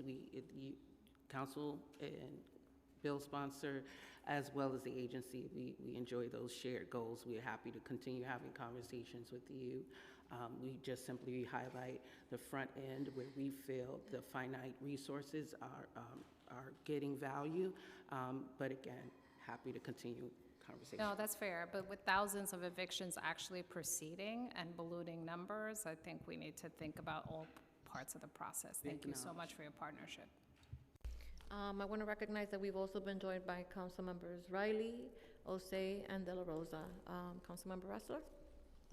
Thank you so much, Deputy Speaker Ayala, and for your leadership and attention to this matter and the staff that support the General Welfare Committee. I want to just firstly strongly echo the sentiments of Councilmember Stevens and Aviles. I strongly agree with the points that they raised. We were here 10 months ago when this situation was very bad. And we had more senior staff from HRA before us than we do today, and yet the situation has gotten catastrophic. 10 years ago, I was working in the mayor's office and was helping to launch the IDNYC program. We selected HRA as the home agency for that initiative because it was the Get Stuff Done agency. But it's not anymore, not under this mayor, not when 6 out of 10 people who are applying for cash assistance aren't getting it on time, when 7 out of 10 people who are applying for food stamps aren't getting it on time. It used to be nearly 100% on both fronts when he entered office. I walk out the door every day of my house. There are 3 different HRA centers in the downtown Brooklyn area. All of them have lines around the corner, down the block. People are struggling, people are suffering, and it is most of all because we don't have the staff. I believe in the work that HRA can do, but you can't do it without people. And this administration has done an absolutely inadequate job in staffing the agency to meet the needs of the most vulnerable New Yorkers. It is beyond disheartening and disturbing. It is causing anguish for our neighbors each and every day. We see it as the council members who are helping constituents navigate your bureaucracy, and we can't get anyone's attention because you don't have staff. So I just want to come back to Councilmember Stevens' point to start. And I have to say how disappointed I am in your inability to answer questions, so I'm hoping you're going to do a little better now. Legal Aid Society sued you all, rightly, because you were failing to deliver for the basic needs of New Yorkers. Over the course of this year, what is the net increase in the HRA headcount? That was the number that we stated in our testimony. 720 positions were hired. You were onboarded since December. And how many left? How many people left? Net increase. How many? We want the retention data. The staff for the General Welfare Committee sent us all the questions to you a week in advance, and you have a court order, or you're working with a judge where you have said staffing is the biggest challenge for you all to catch up and do your work. I assume that HRA leadership is tracking the headcount of the agency on a daily basis. Is that right? Is that right? The leadership of the agency is tracking headcount on a daily basis? Okay. Thank you. Nice to see you. Hi, Council Member, and thank you for your questions. I just want to provide a little clarity as it relates to staffing. So over the last year, HRA has aggressively hired, again, 700 staff members, so 700 plus, right? And how many have left during that time? That was my question, if you don't mind. You want the attrition numbers, I'm right? looking for the net increase in staffing over the course of the year. You said you hired 720 people. How many people left? Because my understanding is about the same number have left, and we're in the exact same position that we were at the start of the year. But if you want to tell me that I'm wrong, I'm happy to have it. We're just looking for the information. Right, that's not correct. 700 have not left based upon the data that we have currently. How many But have left? We will absolutely give you that. Okay, but that you all data. told the court that staffing was critical to the agency's plans to come into compliance and address the backlog. Is the information being reviewed on a daily basis by agency leadership? Your headcount. Correct. So why are you not able to provide it when we gave it to you? We asked for this a week in advance. Why would you not come prepared to answer the questions? Why would you bring more junior staff than you did 10 months ago when this situation has only gone from bad to worse? First Deputy Commissioner Jill Berry, Administrator Lisa Fitzpatrick were here answering questions when we were concerned about these issues. Now, as the MMR shows, things are dire, truly dire, and you can't answer basic questions. I'm incredibly disappointed by this administration hiding the ball and really being disingenuous in not working and taking the work of this council and our oversight responsibility seriously. My next question is the hiring freeze. As a result of the hiring freeze that takes effect in 3 days, you will not be able to fill one vacant position that is unfilled as of today, correct? The information that we have is the JOS and the SNAP Those staff. are a one-for-one replacement when somebody leaves, but any position that is vacant as of October 1st will not be able to be filled, correct? That is not the information. Well, That's a yes or no answer. we've hired up at a rapid pace, as we've just said over the But you're course not of answering the my year. question, ma'am. And right now, our vacancy rates are negligible. Excuse me? Your agency rates are? They're negligible. Negligible Your vacancy rates. vacancy rates are negligible? Yes. Is that what you're trying to tell me? That's The data that I have is that there are regarding the 3,266, agency-wide, there is over a 10% vacancy rate. That's a negligible vacancy? Is that what you just said on the record? Under oath? That's the statement you want to say? I just want to make sure you got your facts straight on that one. We've hired, I was just handing information. We've The hired vacancy rate is 300 negligible. You're sticking by that staff. statement? Excuse me? You're sticking by the statement that the vacancy rate at HRA is negligible? What I'm saying, you began your question speaking about the hiring freeze. Okay. Correct. That was my question. Okay. And that So it was a yes or no question that the hiring freeze that means that every vacant position in the agency that is vacant as of today cannot be replaced on October 1st. It's only additional people that leave after October 1st for certain positions that can be replaced on a one-to-one basis. It's just a yes or no question. I was making a reference to vacancies that are connected to SNAP and cash assistance. And of course, I'll continue to be in conversations with OMB around hiring. These are ongoing questions. The data I have on these are vacancies for ongoing cash assistance is conversations. 626 vacancies, 19% vacancy rate for cash assistance. Is that accurate? I didn't hear you. 626 vacancies, 19% vacancies for cash assistance. Is that correct? I can't confirm those numbers. I'm Okay, sorry. this is what I know. Oh, well, what's the current backlog on the cash assistance applications? Application 27,000? 27,000. That's what I thought. So that means over the last 4 months, we've reduced the backlog by about 10,000 cases. Is that right? Yeah, our frontline staff. Yes, thank you. And so how is HRA going to address the next 25,000 Councilmember. backlogging cases? If I could just finish this question, Chair, please. I'm so sorry. Over the next 4 months, as is required by the court injunction, when you're reducing the headcount further as a result of the hiring freeze. Could you lay out the plan for how that will happen? So we're not reducing the headcount further based upon the information that we have. And please understand that while we're hiring, staff are not proficient the day after hiring. It takes a little while to be trained to become proficient in the process. So that's what's happening. And then also the volume that is coming in every month is contributing to the continued backlog. So the staff are, again, working extremely hard, tirelessly to bring this backlog down, but we are faced with historical volumes coming in each month. So we are making progress. Staff are being trained. They're getting to the point where they will become proficient. So OMB has allowed us to hire. HRA does not have huge vacancies in the SNAP and cash program. Deputy Commissioner Johnson, I appreciate your being here, and I appreciate your work leading FIA. It is a critically important and challenging job, and we thank you for the work that you do. But if we've cut the backlog by 10,000 over the last 4 months, and we have 27,000 to go over the next 4 months, as is required by the court injunction, but with the hiring freeze, we're going to have fewer staff able to do the work, which is absolutely the case, there is no way that you'll be able to comply. And that means that things are going to get worse and worse and worse. And the dire situation that New Yorkers are facing today, unable to access the essential benefits that they need just to get by, is going to be absolutely catastrophic in the months to come. And I am, for one, am profoundly concerned about the misprioritization of this administration and cut on the backs of the most vulnerable New Yorkers. And we, as this council, need to do everything we can to push back. Thank you. Thank you, Councilmember. We will now hear from Councilmember Osei, followed by Councilmember De La Rosa.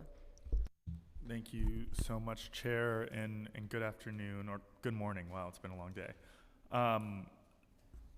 I'm probably going to ask some questions that have already been asked before, but I just want to say that I don't want to speak for everyone, but I truly appreciate the work that you three and many of you within the agency do for the people of New York. You do not have an easy job. I hear the concerns that come through my office, and I'm sure many of the offices of my colleagues, and it's not easy, right? That's why we're seeing high vacancy rates. You're not being paid nearly as much as I think you should be for the amount of work that you are doing. You are frontline services that so many of our constituents and New Yorkers need. So I thank you. And Marika, we've corresponded many times about certain issues within our office. I'm greatly appreciative of the work that you do. I just want to just get a couple answers on, and I'm sure that they've been asked before, but approximately how many applications does each staff member work on per month, let's say? Well, applications, they are not case loaded, so they come in as they come in. Sure. Workers take them on and work them through, so they don't reside with one caseworker. Okay. So there's no caseload amount. Round robin. It's round robin. Okay, is there an approximate amount at all? Do we know, do we quantify that?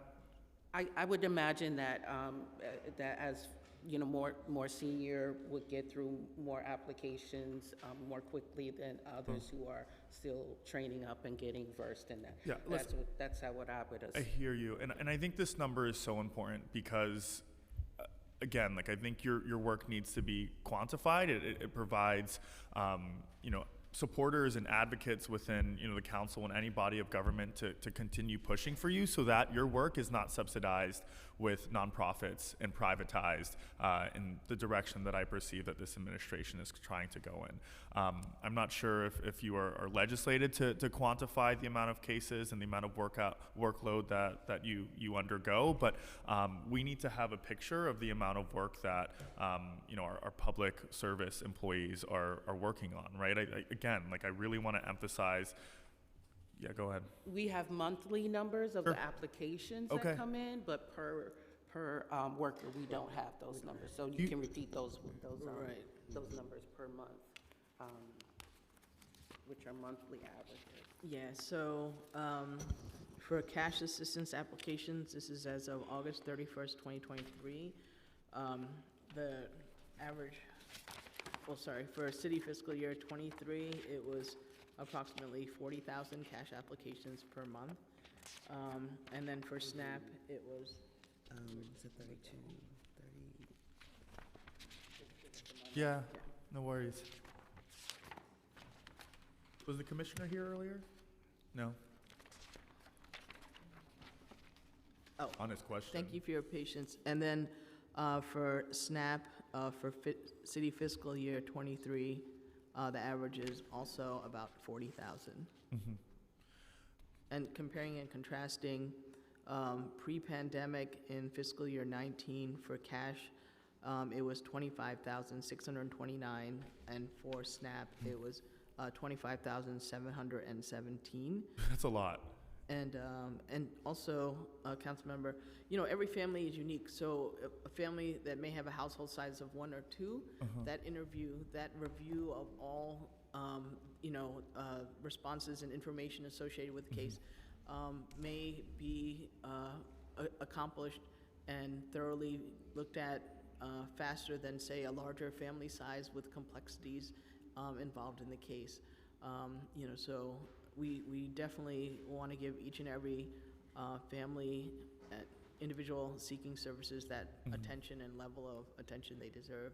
And approximately, and I'm sure that I could look this number up, but what is the average salary for a caseworker within your agency? For the cash program, we have the job opportunity specialist, and the starting salary has actually reached an all-time high of 53,000. It's still entry level. Not enough money.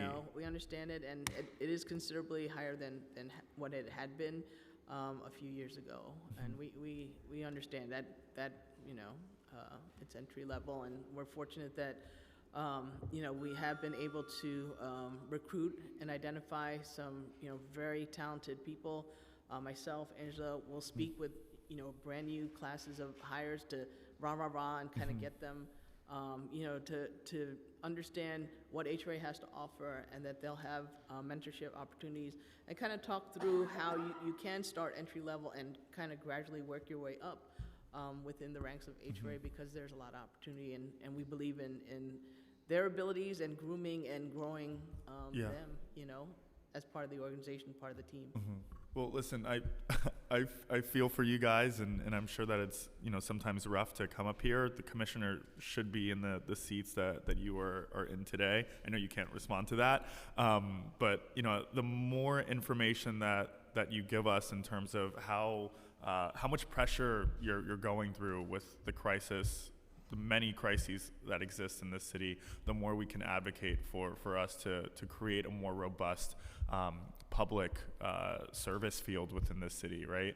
I'm not sure what the intentions of this administration are, but cuts year in and year out is whittling down our public services, and we're putting that money into contractors sometimes that exist out of state. So I appreciate the work that you do. I'm sorry that you have to sometimes take the beating for a lot of the decisions that are not made by you, but I hope that that you do have allies within this council that are pushing for you to have more resources, more staff to continue serving the people of our city. And thank you for that, and we're always happy to come and be in front of council, but we also are happy to have continued conversations outside of the hearing room on various topics. Yeah, I'm just saying, like, if I was dealing with thousands of cases a month or whatever, hundreds of cases a month, and then have to come up here and get bonked over the head a couple times, I'd quit. Don't quit, please. This is a serious issue. It's a serious matter. Yeah. The council is obviously concerned. The agency continues to be concerned. We're putting forth efforts, and we don't mind discussing those efforts. Appreciate that. Thank you. Thank you, and I just wanted to share that we will have testimony from some workers at HRA that could probably better respond to the caseload questions. Councilmember De La Rosa. Thank you, Deputy Speaker, and I want to thank you for this important hearing. I want to thank y'all for coming. I share Councilmember Osei's sentiments and feeling horrible about the predicament that you three have been placed in. The commissioner should be here The council is a partner, but is also a legislative body that deserves the respect of having the commissioner here in order to answer questions. And I agree with the frustration that has been expressed here, although I won't go into so much detail, but we know that there's a crisis at hand. The vacancy rates, I'm the chair of the Civil Service and Labor Committee. We've been talking about this for well over a year. The fact that the numbers are not being provided to this body does feel as though transparency isn't present. And the reason why it matters is, as you all know, is because there are critical services that communities across the city need delivered that aren't being delivered. So with that, I'm going to ask a few questions that actually come directly from my constituent services staff. So my district office has been working on many HRA benefit cases, and there's a few barriers to us being able to assist our constituents. One, HRA continuously closes cases without explanation, without a full understanding of why the cases are being closed. Two, when it's time for recertification, my staff, for example, would upload necessary documentation. By the time HRA caseworkers begin working on a case, the documents are considered old and would have to be resubmitted, delaying a delivery of benefits, even though the information remains the same. The HRA system is consistently down. So these are just 3 examples, there's way more on this list, of challenges that our staff has had to take on. In my community, we have an HRA center. The lines are around the corner. In addition to the lines being around the corner, 90% of the cases that are walking into our office are HRA related. And so I want to get an understanding of, one, what is happening on the other end of a system when cases are continuously closed. 2, why isn't there flexibility given the staffing shortages with the documentation that is being asked to be provided so people can stay on life-saving services? And 3, what is going on with the system as a whole that it is consistently down? If you could answer those 3 questions, then I have a few more. Well, first, I know that my colleagues will have input on the questions. I want to thank you for that feedback. It's important to have connections to get that feedback, not just in this forum, but otherwise.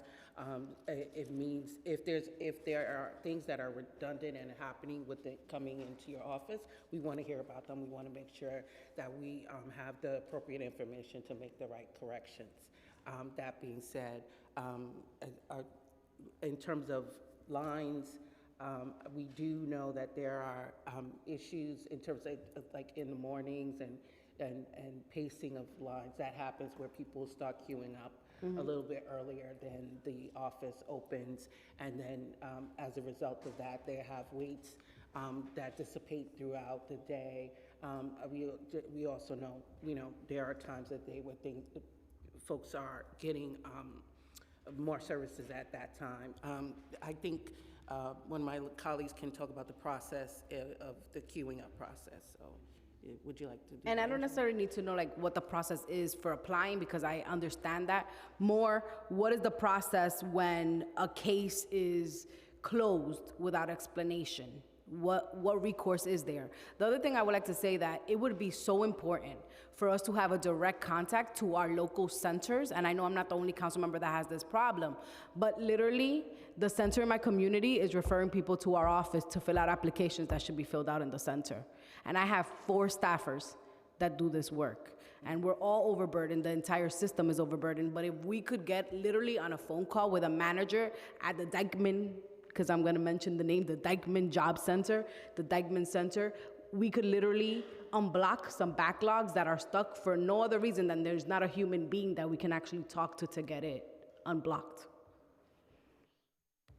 Okay, so in each borough, we have regional managers and regional offices, and what we can do is supply the council with those numbers and names of those individuals, and that will be your contact if there are challenges or concerns, right?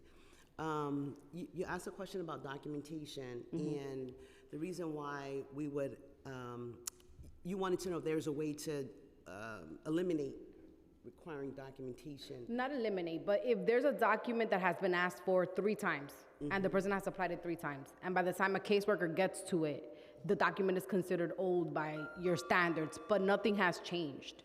Why is there not flexibility? There should be, and that's something that we will take back and to training, and if those situations are happening, we will address that. The only documentation that would require to be updated is employment information. And unfortunately, because we do have backlogs, sometimes documentation related to employment will have to be updated. But anything outside of that, if it remains the same, nothing changes, we should not be asking for repeated documentation, but we will definitely take that back. Just one more question, Madam Chair, if I may. There is an issue with IT. I don't know who runs your IT department or how the IT situation works, but for example, if a constituent, and this happens often, especially think about the population that we're serving, language access is not, always ready. A person has an email address. They no longer have access to that email address. They need to change or reset a password. We're not able to do that in the system. If a constituent uses a different email in order to, keep their account secure, they're not able to switch the email in the system. You're talking about to access HRA? Correct, their Okay. HRA account. Okay, we'll definitely take that. And the other thing that also happens as language access related in constituent services is that if a person has clicked that they need another language, they're waiting hours on the phone for someone to pick up the phone. When they pick up the phone, it's still an English speaker, they have to wait again. And so what this is causing is massive wait times for a person to get access to someone who will speak to them in their language. So I'd like for us to understand as a council sort of, are these contracted out services? What is happening in terms of being able to provide constituents with a direct access to the type of language that they need? There's some very severe issues with the way that constituents are interfacing with the HRA system. So we do have staff that speak multiple languages, but we don't have a whole body of staff. So what we have contracted out is to our language line. So the individual calls and they speak a language and we don't have a staff that actually speaks that language, we connect them to our language line. So the language line contracted person is on the phone along with the worker, so to help through that interview process. So we do connect individuals with access to other languages. Okay. I'd welcome a conversation. Maybe we can also bring some of our constituent services staff. There are a lot, I have pages of issues that our constituent staff is coming across and obstacles to getting people to services. When we have a family who comes into the office and they need emergency food stamps or they're not going to eat, we've had no other option but to either refer them to a local food pantry because the process for them getting an emergency benefit has just taken too long. And as you know, this is the difference between a family going with or without a meal. So I welcome the conversation and I look forward to us spending more time. I have a whole lot of questions about staffing, but I'll go for the next round. Thank you. Thank you, council member.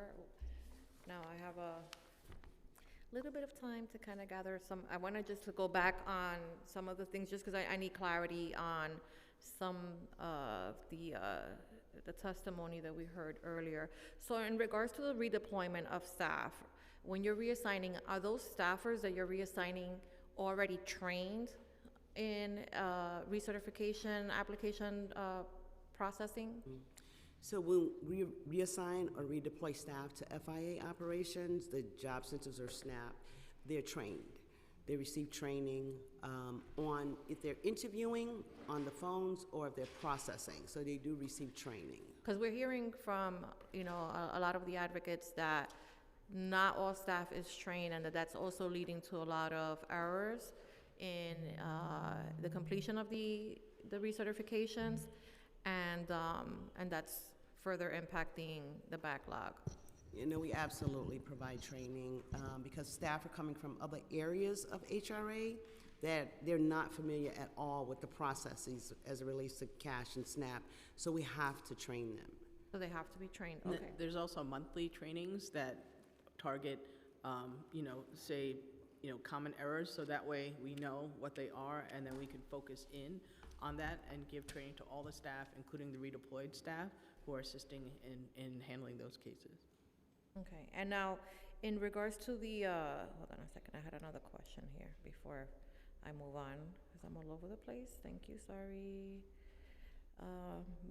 But in regards, and we also, I just want you to, again, I want to just reiterate that we do have staff that will be testifying a little later on, so it would be nice if somebody from the administration could stay to hear that testimony as well. In regards to the skimming, situation and the theft of benefits, we've received a number of these applications, of these complaints, and I specifically have a friend who happens to be a senior citizen at one of his constituent in East Harlem, who had her food stamps stolen as part of this scam. She informed me of it. I explained that there at that time there was no way of reimbursing her, that we were waiting to hear back from the state. When that became a thing and we were able to then apply for reimbursement of the benefits, I immediately called her. I sat there personally in my computer in my office, and I went through the whole application process for her. I sent it. She got a confirmation. I made sure that she got the confirmation. She has the app on her phone, so she could tell me when exactly her benefits were stolen. Application was processed very expeditiously. I appreciate that, but she was denied. Why was she denied? There was a discrepancy between the date that the food stamps were actually used and the date that it was posted on the actual card, on the statement. And so I said that the food stamps, I put on the application that they were stolen on the 7th because that's what the app was saying, but I guess that they were used on the 6th, and then it went on to it was posted on the 7th. How many of the 15,000 applicants that have applied so far been denied? Do we know how many of those applications have already been approved versus how many have been denied? I know it's fairly new, but I also want to recognize that we did submit all of these questions to the administration a week ago. So there's really, that's my understanding. Right. If you didn't get them, you need to have a conversation with somebody back home. Thank you, Deputy Speaker, and for that individual case, we're happy to follow up directly with the constituent to find out and provide any additional. Oh, no, I got it fixed. I had to call the commissioner myself, and she fixed it.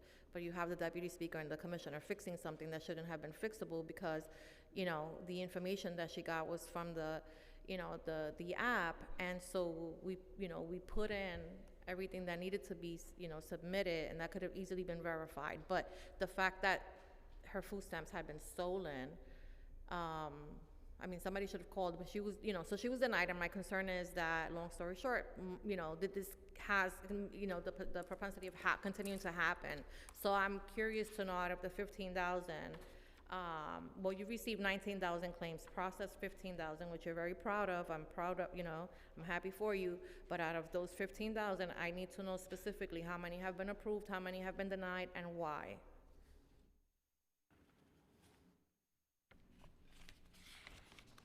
Well, this is a new, as we discussed, this is a new process, and thank you so much for bringing to our attention and highlighting the issue that you had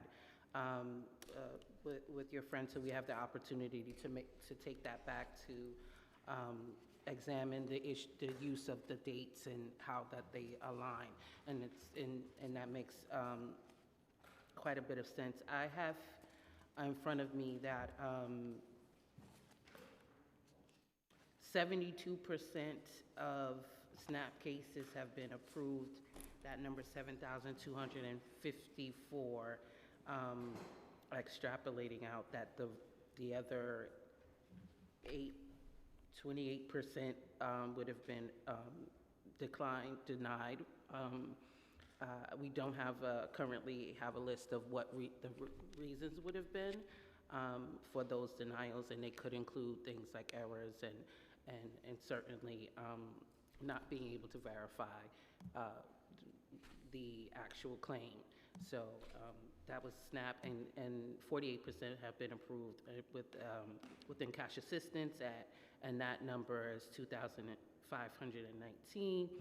So the other 52% at that number of cash assistance have been denied. And again, I don't have in front of me what those what errors or what issues could have caused denial of that benefit, but we can look into sharing that. Yeah, that would be great if you could give us an idea, because I think it'll also give you an idea of, you know, any hiccups in the system that are preventing folks from getting, you know, benefits. So these are folks that have theoretically lost their benefits several months ago, you know, and are still kind of trying to catch up, and now we're imposing a further, you know, delay by not processing the application in a way that is going to lead to an automatic denial. It's not, you know, it's not helpful. In regards to and I'm sorry if I jump around here a little bit, but I just have so many things that I want to get to. But in regards to some of the intros, intro 567, you testified that the proposed legislation may lead to unintended consequences of duplicating inspection requirements, and perhaps most importantly, slowing DHS's ability to rapidly provide shelter space for families.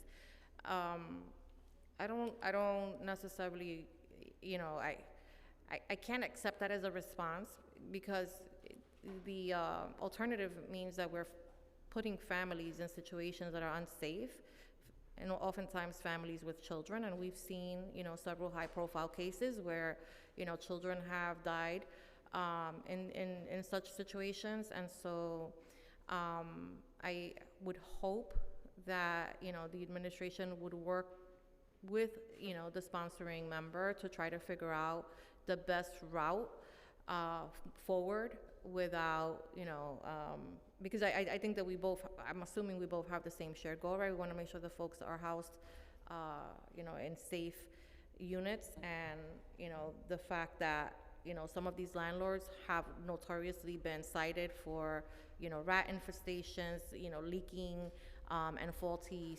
heaters, gas situations. I mean, these are pretty egregious and serious complaints that should be addressed for any resident, you know. But if we are contracting and somebody's actually making money off of the city to house somebody in those conditions, that's unacceptable.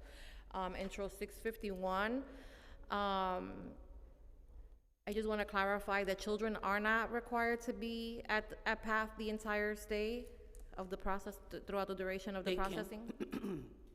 They can be remote. They can at be the remote. initial. In the initial. Okay. Yes. So if I'm there, I don't know, if I'm there the whole day, I'm assuming sometimes people may have to come back, right? If they're put in temporary, and they may have to come back the next day for whatever reason. I have, you know, I can show, you know, I can show the child remotely that first hour, the rest of the day. Like, I'm not required to bring this kid back, right? Like, Right, the remote, whatever, the process that of assessment at the PATH Center, where at the point where there's an acknowledgement of all the family members, that's when they can appear remotely, and they are not required to come to subsequent visits So then to PATH. this law should just kind of codify what's you're expressing kind of somewhat exists already. I do feel like, you know, we, again, shared goals in making sure that the young people who are going through this process have the opportunity to do so in a seamless manner. I'm sure that there's more discussion that we can have about the details of the bill. Yeah, we're not trying to hinder, we're trying to make it so that children don't have to wait around, you know, for hours, which makes it also a very unpleasant experience for the parents who now, you know, dealing with children that are restless and hungry and tired and, you know, tired of sitting there. It's not a good situation. I've been there. Regarding intro 902, you referenced that there was a concern that adding a navigator to this process would impact a carefully designed process and represent a costly budget expansion. Could you please explain what you mean by costly? Because if we're hiring a navigator or two, I don't understand how that would be such a huge hindrance to the budget. I think, again, that we have shared goals, and there's further conversation that can be had. And for clarity, I think at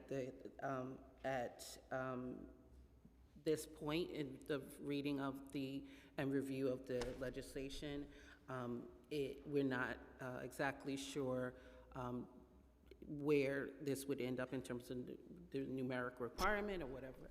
And we want to make sure that we continue to have conversations around that, as well as we feel that the process in and itself is unique, and it allows for clients to get the exact process that is being envisioned by the legislation. So again, lots more conversation that we can have in terms of the details of the bill. And I have some questions that I will reiterate at the end of, my questioning so that you can then report back on. Regarding the on-demand line, what is the capacity for the info line and how many calls get dropped by the system on average? I know my staff is texting me. I have a constituent services staffer that's texting me, like a crazy person. She's watching now. Hi, hello. And is, complaining about this and, the fact that it takes so long, right, to make these calls on behalf of the constituents when they use the regular info line. Is taking them sometimes hours, and then they get dropped, and then they have to start all over again. What is the capacity there? Regarding capacity, we've not experienced any busy signals since the inception of the info line at one number. Then we've offered nearly 6 million calls. We've covered nearly 6 million calls from February of 2023 to August of 2023. This is quite a number. We acknowledge that there are wait times on that line.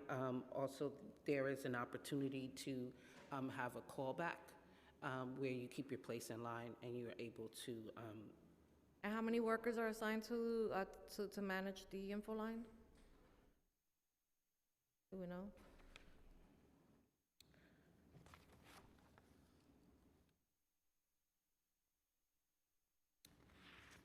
I don't have the head count for. Okay, I'm gonna add that to the list. Add that to the list, yes. We're happy to follow up.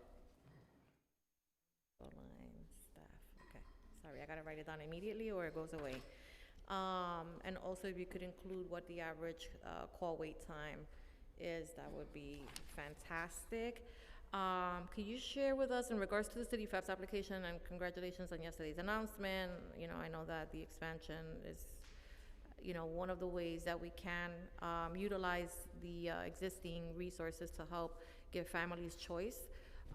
So, it's a good thing that people get to decide, right? If they want to leave the state or, they have family elsewhere, they're able to get there. Obviously, we have a bunch of questions on that, but I'm going to start with the number of applications for City FEPS that are taking longer than 60 days to process.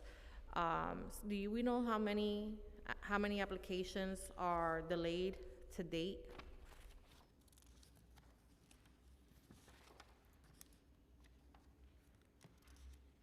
And quite frankly, I've been hearing from a lot of providers as well that the number of eviction cases that are being processed to date is continuing to grow because City FEPS disbursement of checks are not happening on a timely basis. So, landlords are not getting paid. As a matter of fact, I have a family now that the commissioner is helping me with who has the same situation. And this is the second time that I've had to call on her behalf in the last year.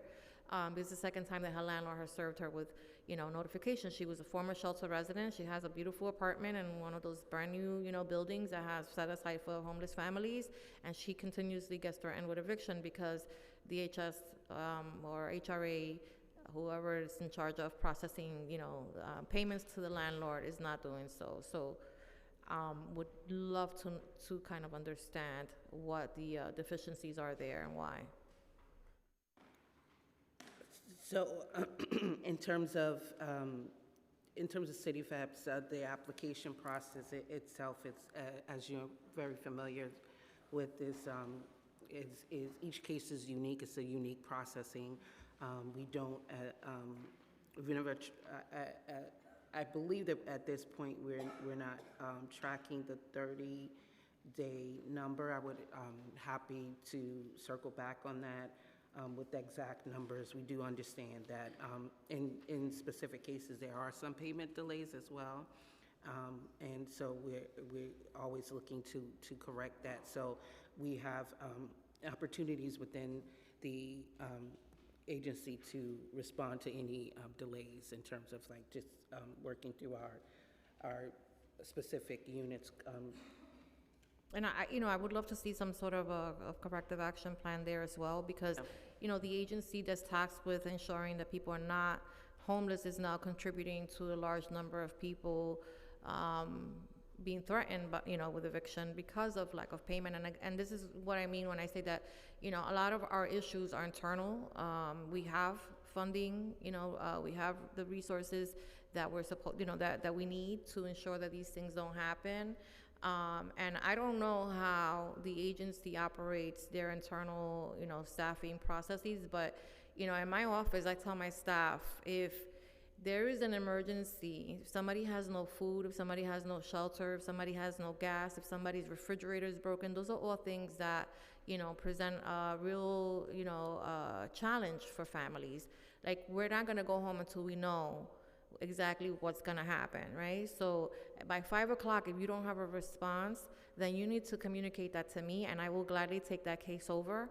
But we do not abandon it until we get it, rectified as quickly as possible, because we don't want families to be sleeping on sidewalks or in public spaces, and we don't want people going without food. So we also make sure that if a person had a skimming issue, right? Somebody that your benefits was stolen. Okay, well, what resources do we have available to ensure that you have food until we're able to rectify this? Like, those are conversations that we're having, and I expect that this agency that is tasked with this is doing the same. And I get that there are a lot of, emergencies and things that are happening and competing priorities, but we cannot, especially in light of a housing crisis, be speaking out of both sides of our mouths, right? We cannot say we have a housing crisis and we're not doing enough to rectify this, or units are not available, but then, we're contributing to the, growing eviction cases because we're not processing applications on time, right?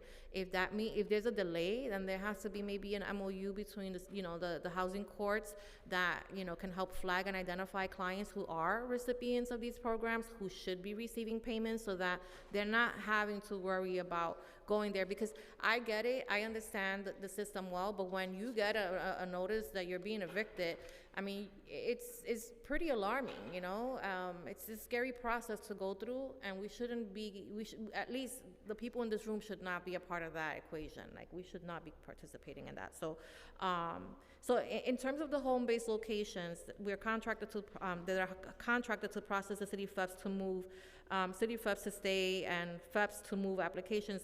We're hearing from constituents that the wait time to get an appointment at home-based locations is still very long. Some home bases are not able to provide an appointment until 2024. These delays are causing evictions because households cannot get shopping letters and cannot get their applications processed once they find an apartment. So we're working with home-based programs in whatever ways that we can, as they are experiencing large demands, due to cases with arrears from the last few years. So there's a huge demand, and we're partnering with them, which we're enhancing technology. We're work on cases with the programs at HRA, and expand our city FEPs processing application process. So we're partnering with them as we feel like they're seeing a larger demand, which is causing their backlogs. So we're able to help them navigate. What does that help look like? To my notes, it looks like we're working with keeping abreast of the challenges, as well as working through technology with them, so trying to help them get through their process. Has HRA attempted to grow the network to meet, the demand? In terms of the number of home-based facilities, I'm not familiar with any growth at this time.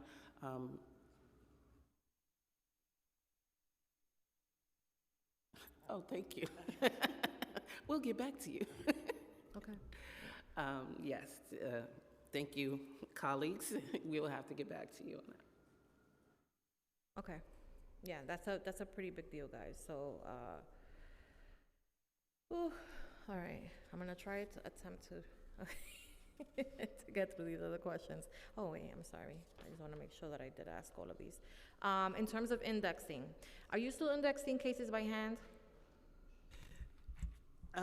Indexing through when a person uploads a document. So we have staff that indexes the documents once it's scanned by the client or the applicant. So if somebody's submitting the application electronically, is the back end process still by paper? It's not by paper.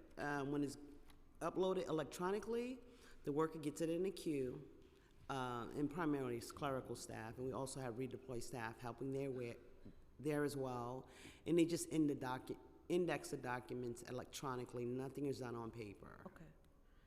All right. And constituents obviously keep reporting that they're being asked to upload the same documents time and time again. Are you aware of this issue, and are you tracking these complaints? I think that we are hearing anecdotally that that's happening either through other council members who have shared those anecdotal indexes. We don't feel like it's a systemic issue, and we're looking to address them individually as they come to our attention. Okay. Regarding one-shot deals, how many cases can RAU staff process on an average per week or month basis with current headcount versus fully staffed without overtime or reassigning staff from other units? So thank you for the question. We don't track data in that way in terms of how many per week per head count. So unfortunately, we don't have a number that we can assign to that value. We currently have we currently onboarded approximately 185 staff members in that role. So I can offer that in terms of our current head count, and that is done quite a bit to help us get through our processing. Does HRA have a person or a unit that is specifically designed to work in collaboration with legal services and nonprofit groups that are helping folks navigate eviction, to get, to kind of lend some clarity, right, to when these things are happening, right, so that you're not hearing about them after the fact and are creating, correction action plans, or, really allow yourselves the ability to make the changes, right, in real time. Because there always seems to be a disconnect between what we hear at the hearings and what we're hearing, from our nonprofit partners. And, so it makes me wonder, and I've had, meetings where we bring in the collective, right, of stakeholders to hear from them and to get input, right, because they're doing this work, day in and day out. They better understand, like, where the nuances are, where the hiccups are, where we need to be doing more, where we need to be doing less. Is that something that HRA does? Is there a space for community partners to provide input and feedback?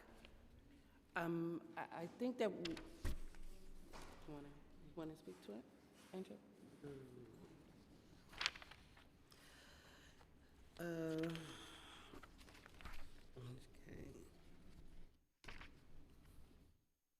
Okay.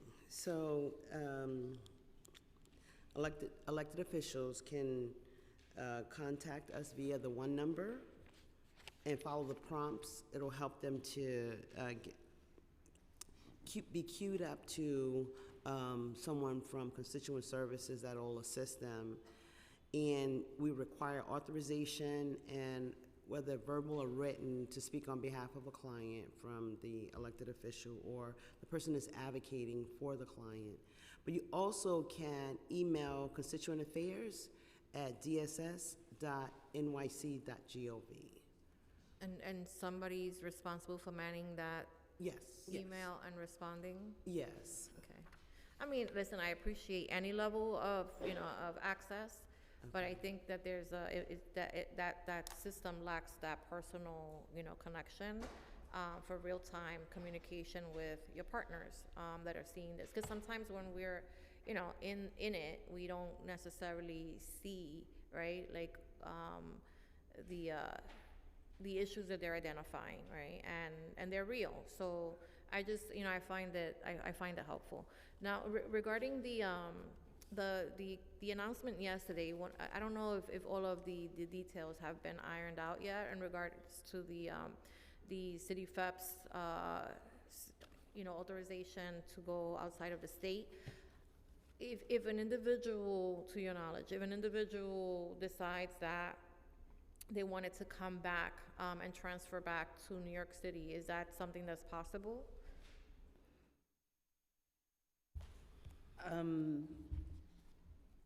I'm not sure. I mean, as you stated, it's a new announcement. It makes sense that the voucher which is being available throughout the state would continue to be accessible in New York City. That makes sense to me.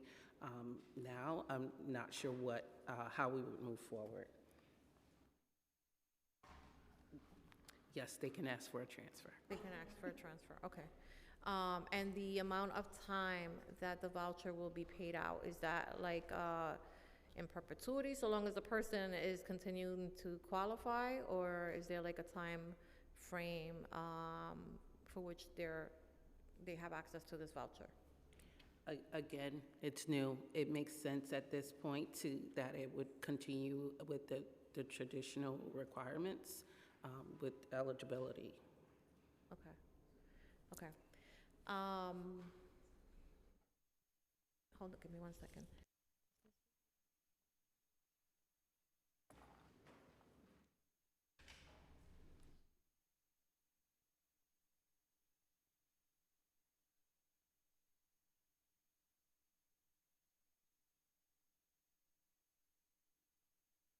Okay. Can you tell, and again, I don't know that you're gonna have this answer yet, but I would really like to know, since HRA is the one that does responsible for doing the apartment inspections, like who's gonna be doing the inspections for out-of-state units? And the administrative capacity for staff to handle that when there are already delays in the processing of the rental assistance and benefits. And also, what is the city's oversight, right? Ability in, for these out-of-state vouchers. Out-of-city, sorry. Okay, we're gonna send these to you as well. Yes, we would appreciate those. The program being as new as it is, we would appreciate a little time to get that information to you.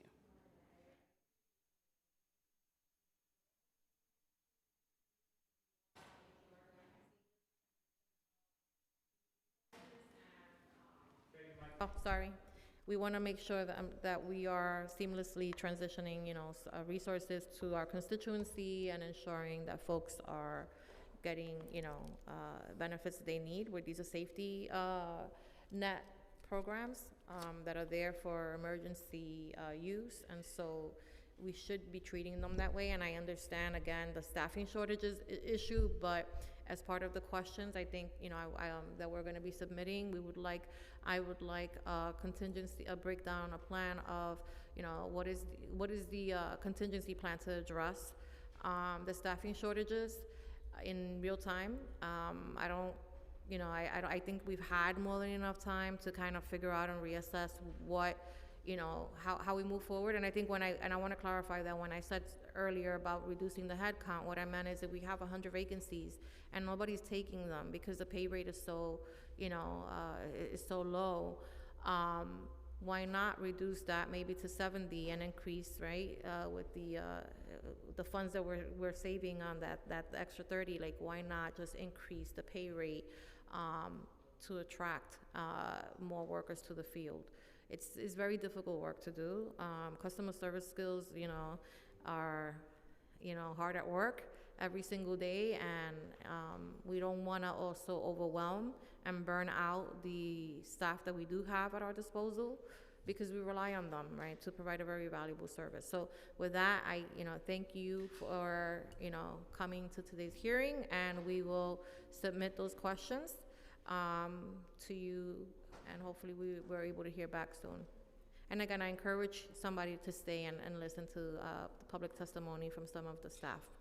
We we always have someone say either viewing online or in present in gallery. So thank you. We will have someone. Thank you so much. Okay, thank you. Thank you.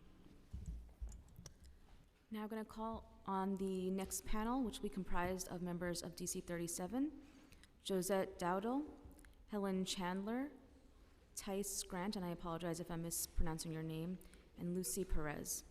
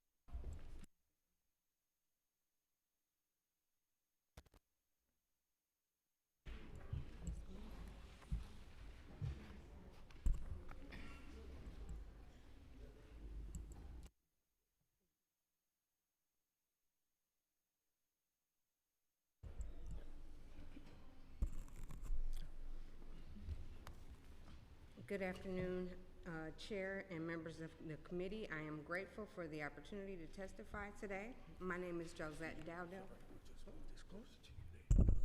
Okay, thank you. My name is Josette Dowdell, and I am the Deputy Administrator of Local 1549, ASME District Council 37 here in New York. We represent hundreds of employees of New York City's Supplemental Nutrition Assistance Program. Our members work on the front line of SNAP to connect the most vulnerable New Yorkers to life-saving food assistance. In their roles across the program, our members determine eligibility for the program, they answer calls from applicants and participants, and they connect individuals and families to SNAP and in some cases other benefits. Our members and I are here to testify today with the goal of working with the city to improve the SNAP operations and in time surely delivery of the SNAP benefits for more than the 1.7 million New Yorkers who have participated in SNAP in the fiscal year of 2022, and to the other New Yorkers who have qualified but do not yet participate in the program. You will hear from our members today as they describe the challenges that they have encountered in their work areas. These challenges include the Angie case management system that has proven to be a barrier in the timely benefits and in timely delivery of the benefits, a retention problem in keeping experienced merit-based staff, and a significant training gap that causes retention problems. I would like to thank the members of Local 1549 for their tireless work in delivering SNAP benefits and services to millions of New Yorkers during the pandemic and for decades before that. Unfortunately, yesterday we were told our members would not be able to be released from their assignments at the last minute to attend this hearing. But true to form, they understood the importance of this hearing today, and they took their own time to be here. We attend these hearings in an attempt to partner with the city on solutions. As you will hear, these are truly frontline heroes who keep the word human in human services. And now I turn it over.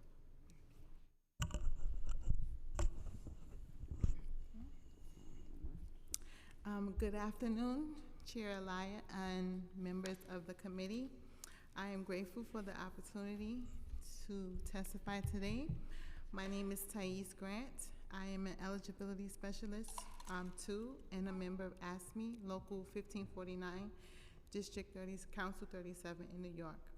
I have worked in SNAP for 11 years, and a significant barrier in my work is the Angie case processing system, which is ineffective for SNAP applicants and prevents the timely delivery of benefits. This flawed case management system was intended to decrease the workload. However, I have found that instead it increases my workload and contributes to the backlog of SNAP cases. For example, Angie was designed so that any supervisor from any SNAP center from across the city can approve a case. I have found that this is ineffective because I don't know who is signing off my cases, and if I should experience an error on the case, the supervisor or the system assigns the case to a completely different worker who must then perform much of the work I have already completed. This delays timely benefit delivery for our clients who need life-saving food assistance.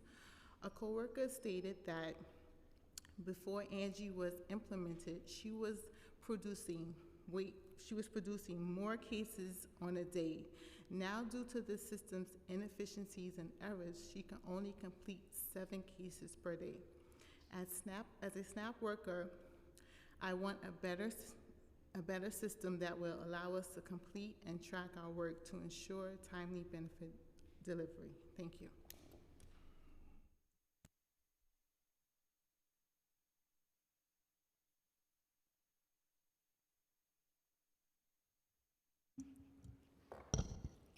Good afternoon, Chair Ayala and members of the committee. I am thankful for the opportunity to testify today. I am Luchi Perez, an eligibility specialist, 2, and a member of ASME Local 1549, District Council 37, New York, and I have worked for SNAP for 11 years. I also would like to focus on the Angie system as a barrier to timely benefits delivery. This system has a lot of faults, a lot of flaws, and if it flags an error while I am entering a client's information or processing eligibility for a person, and the case has to be suspended until IT can fix the problem. This could take anywhere from 3 weeks to 2 months. In the meantime, I have to move on to the next case, and everything with the original case falls through the cracks. Last year, because of this system inconsistency, management continued to use the old case management system in parallel in order for us to catch up with the backlog. The prior system we used to complete, it gave us more flexibility and we were able to do more work with less errors. The current system, Angie, creates a huge backlog, and the stress of reducing this backlog contributes to retention problems. As a result, we need many more eligibility specialists, but the pay is not high enough to attract and retain the cost because the cost of living in New York City is so expensive. In the end, the Angie system hurts the clients and prevents us from being able to do our work in a timely manner. Management said that the Angie system will help the frontline workers be more efficient, and as a result, it will benefit the client, but it has done exactly the opposite.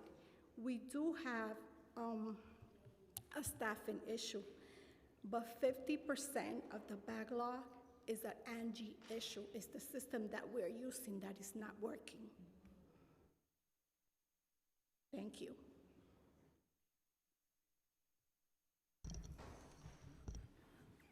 Good afternoon, Chair Ayala and the members of the committee. My name is Helen Chandler. I'm an eligibility specialist too, and I just want to thank you for, giving us the opportunity to just hear our voice on the work that we do on a day-to-day basis.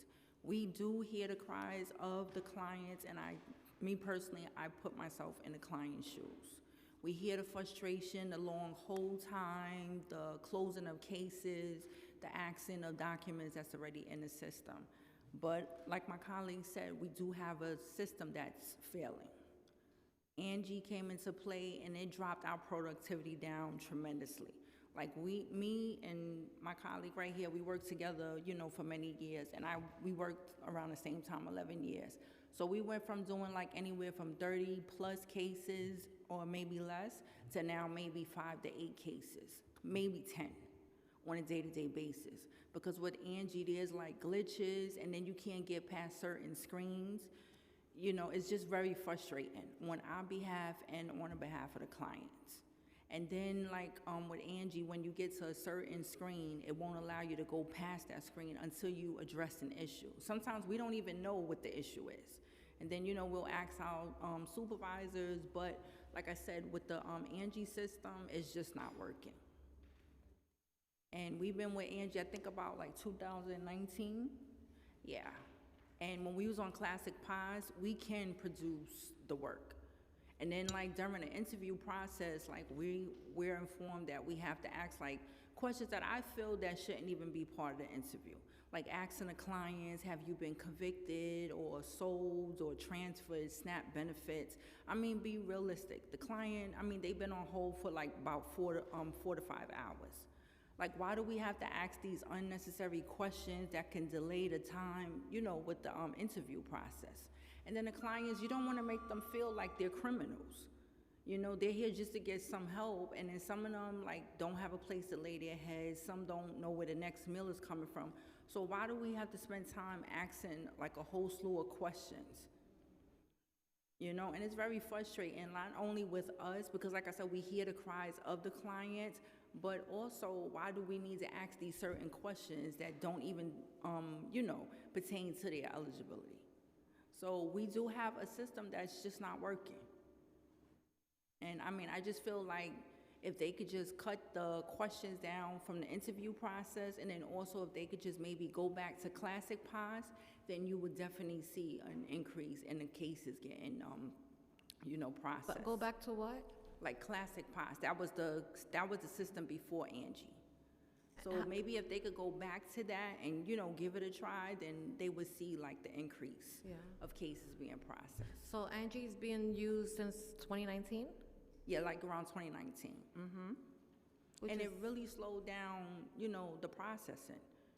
Was that before or after the beginning of the pandemic? That was about 2019. That was, like roughly before the pandemic. Right before the pandemic, Yes. they launched the new system. And then actually during the pandemic, they switched us back to Classic POS. So you've seen an increase of the cases flowing, but then we had to go back to Angie.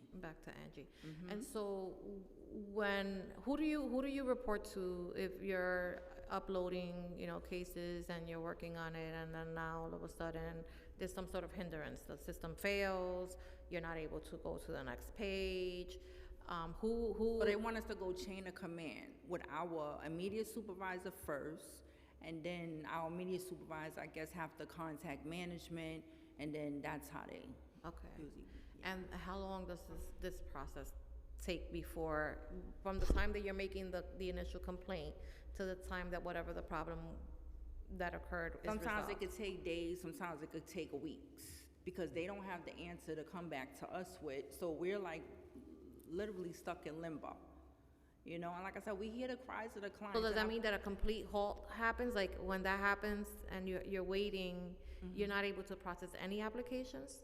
We have to move on to the next, basically, until. Okay, so and another thing is, we have to create tickets.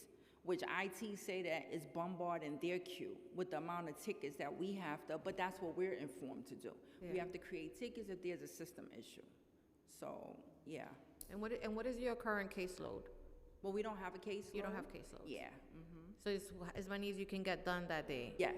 Typically, you said before Angie? Before Angie, I can do like anywhere, maybe 27, 30 cases, sometimes over 30.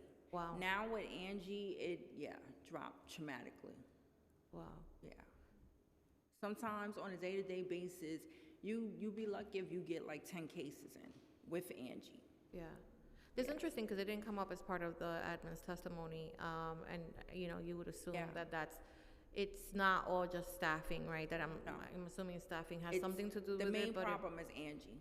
Yeah, that's like the biggest problem. If you ask any worker that's on hands, they will tell you the main problem is the Angie system. So now if you're working on Ms. Smith's case and you have a hiccup there, right? And now you go and you report it to your supervisor and you leave it in her hands, to his or her hands to fix. So you come back and now you move on to the next client. That client that you were working on during the time of the incident, do you record the name of that individual, or does that case get recorded and flagged so that you are able to come back, or does it then, when the system, whatever issue is corrected, does that person then go to somebody else? Okay, so what I do personally, because I like to take my notes and I be very detailed, I have like a list of clients that I personally give a collateral call to. Because my thing is this, instead of the client sitting there waiting, to see if their case is being processed, me personally, I take the time out and I will call those clients back, just to give them the status of their case.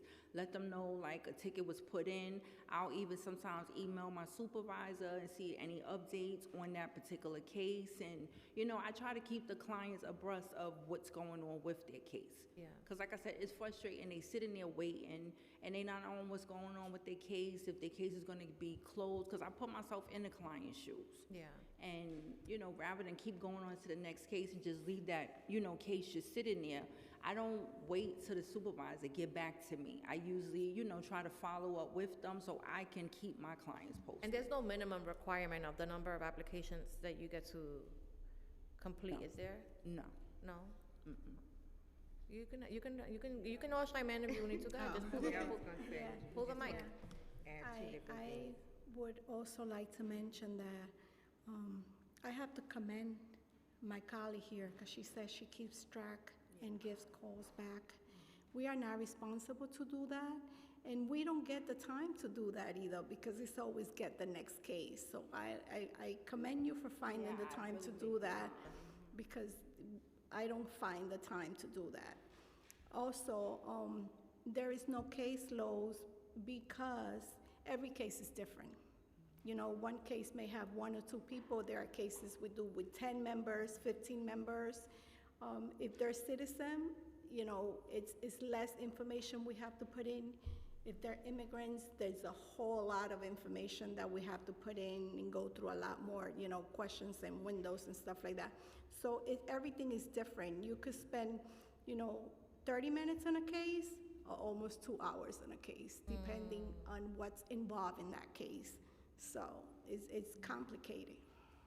And I would just like to add, so Angie was implemented to track the workers because when they do their monthly reports, they can determine how long you were on the case. And sometimes they will come and ask you, why were you on the case so long? And just as my colleague just stated, each case is different. It has a household of 5, a household of 10, and then the demographics of that case differs, is more information when they're non-citizens, and then the Angie system, it like deletes things when you have to put it in, so you have to it's like double work because you have to keep putting, the information doesn't stick, so you have to keep putting the information in before you could even, process the case. Yeah, you think you completed a case, you get to the end, and then you can't run a budget because it's missing information. And you go back and put it, and you think it's stuck. No, you go back, it's still missing. And it's simple things. Sometimes it's just the Veterans Code or the address, issues with the address. The income has a lot of issues. Sometimes it doesn't stay or it duplicates it. So you have to, you know, be very mindful when you get to the end to make sure that everything is correct. Because you can, you know, deny a person the benefits because the system is duplicating their income. Or you can make someone eligible that's not eligible because the system is not picking up the income. And that's why Angie has a lot of issues, because besides the fact that every case is different, the system is creating, we are spending more time in these cases. Troubleshooting. Because we have to keep on going back. And there are situations in which we can fix it, because fixing the income could take us, you know, 15, 20 minutes more, depending on how many times we have to go back. But when you encounter an issue that it doesn't allow you to move forward, and that's every day, you have to put in a ticket, and then that's it for that case, you know? That case, I don't know what happens to it. Yeah. And we as the workers, we created the word workarounds. We found ways in which we can get the errors fixed, or we try to, some, not all, but we've tried, but that takes hours. That takes a long time to come up with these workarounds just to try to get one case, you know, processed efficiently. I appreciate that at least you took the initiative to try to figure it out, you know? There's some glitches that we have figured out, but we didn't figure it out right away, you know? It took time, and communicating with each other, you know, like, oh, I found out how to do this. Oh, and and you could do this way. Yeah, no. Two questions that I have for you. On the call log complaints, right? The people that are calling and saying, I've been waiting for 4 hours. Is there a callback option? Because sometimes now when I call places, they're like, if you want to wait, you can sit here and wait. But if you want to call back, we'll call you back. Is that an option? Yeah, there is a callback option. There is, but what I have found out though is that we get because the calls come in automatically to us, and it's a courtesy callback. But if the person doesn't answer that callback, I don't know if the system will do another callback, because that happens a lot too. They get a courtesy callback, and we get I leave them a message, a voice message. You know, I tell them, you know, please give us a call back when you get a chance. Yeah, but now they're calling the same number again, and it's like. Yeah. So we don't know if the system would do another callback. Yeah, and in terms of the centers, because each center operates differently, right? Like, do some centers get more applications than others, like, or are they equitably distributed? Because I'm assuming people are sent to the closest site to wherever their place of residence is, hopefully. Sorry. But I just want to make, I'm just trying to get some clarity, like, you know, is there a higher demand at some sites than others? So during the pandemic, the centers were closed, right? And they routed a lot of people to the Atlantic Avenue Claremont location, because that was the one that was open. Anybody from any centers can come there to submit their documents, see what's going on with their case. I currently work in the customer service department in my location. Everyone comes there. And I was directed to tell the clients to go to your local centers, because the centers are, they're allocated by the person's zip code. So based on their zip code, we'll say, okay, you're at center so-and-so. So that's what's been happening at my center, but everybody comes in and we just try to service them, you know, the best way we But can. if it's done that way, and the reason that I ask is because I get a lot of complaints from my colleagues in the Bronx specifically, right, about delays, applications that are not being processed. And so, you know, we have job sites throughout the entire city, but if there is a geographical area where there are a higher number of, you know, people that are dependent on those benefits, I'm trying to decipher whether or not those centers are all adequately staffed. Like, do we send more folks that way because we have a higher demand at Claremont, or is that, you know, the staffing ratios consistent between sites? Like, what does that look like to you as a person that works in one of those? They mentioned recently redeployment, right? So what they have done is that the centers, for example, in the Bronx, they started with the Bronx, they sent everybody to what they have a call center, a HOSI, that it can house 450 people. So they only left about 3 people at those centers in the Bronx to do the SIC work that she does. And then every call comes in through that call center. So really at those centers, there's no one that can, interview or do anything else. It's just to give out information. During the pandemic, were you guys working remotely? Yes. Yes. And you were using the old system? Yes. Because the rate of completion was significantly higher during the pandemic than it is now, which is.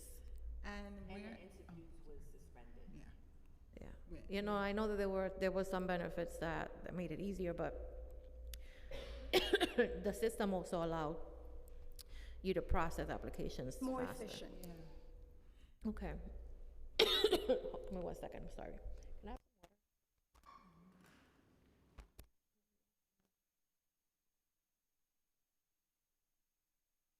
some water? Allergies, guys, I'm sorry.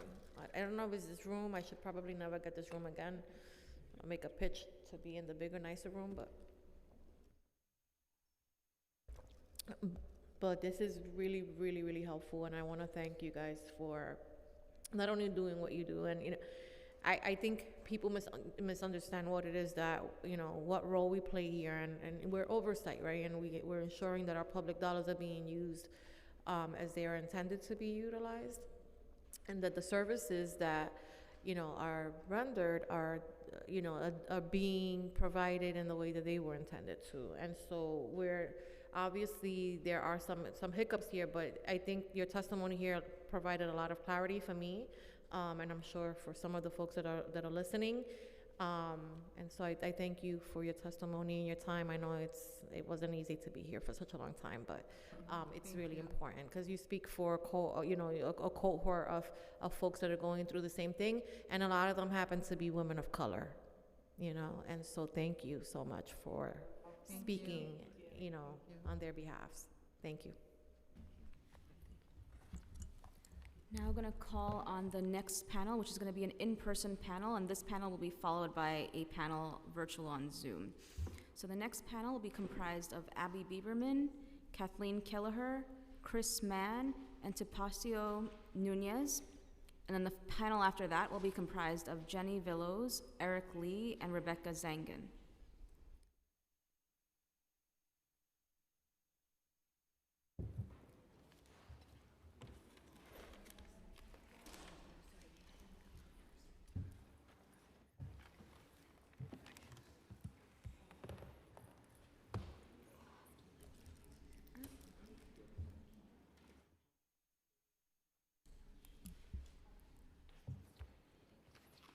You can begin whenever ready.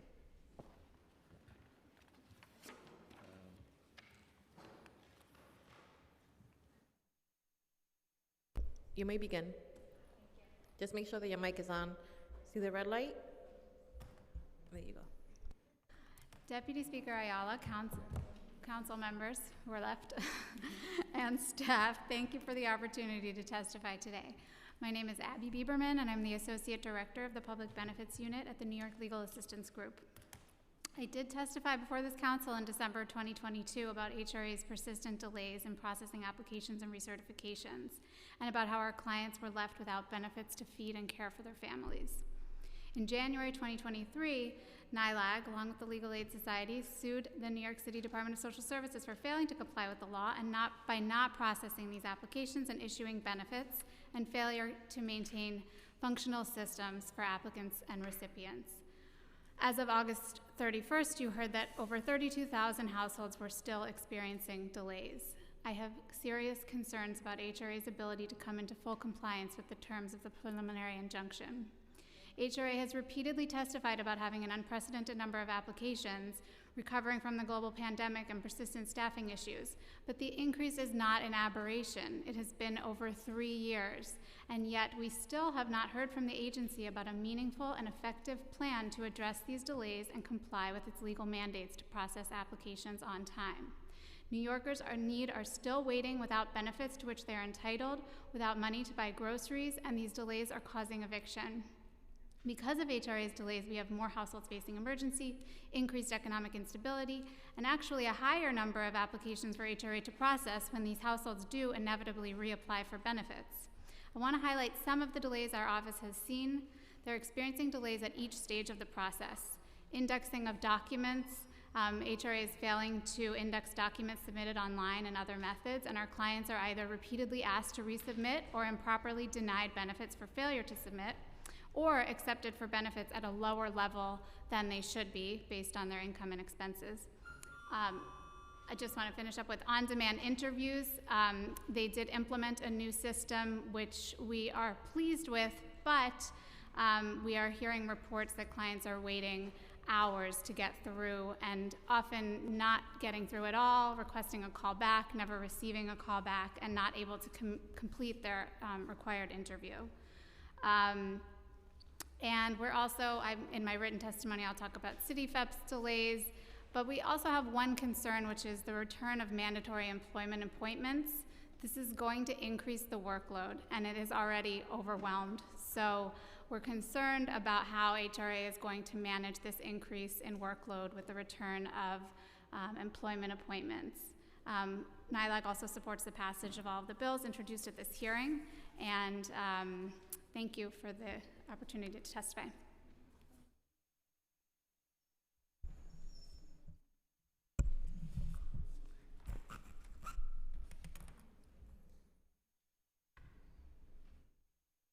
You may begin. Oh, thanks.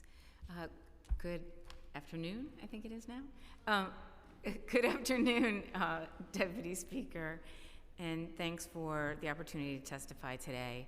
My name is Kathleen Kelleher. I'm a staff attorney at the Legal Aid Society in the Civil Law Reform Unit, and along with my colleague next to me here, Abby Bieberman from NILAG, we have sued the New York City Human Resources Administration for failing to follow the legal deadlines required by law to process cash assistance and SNAP benefits.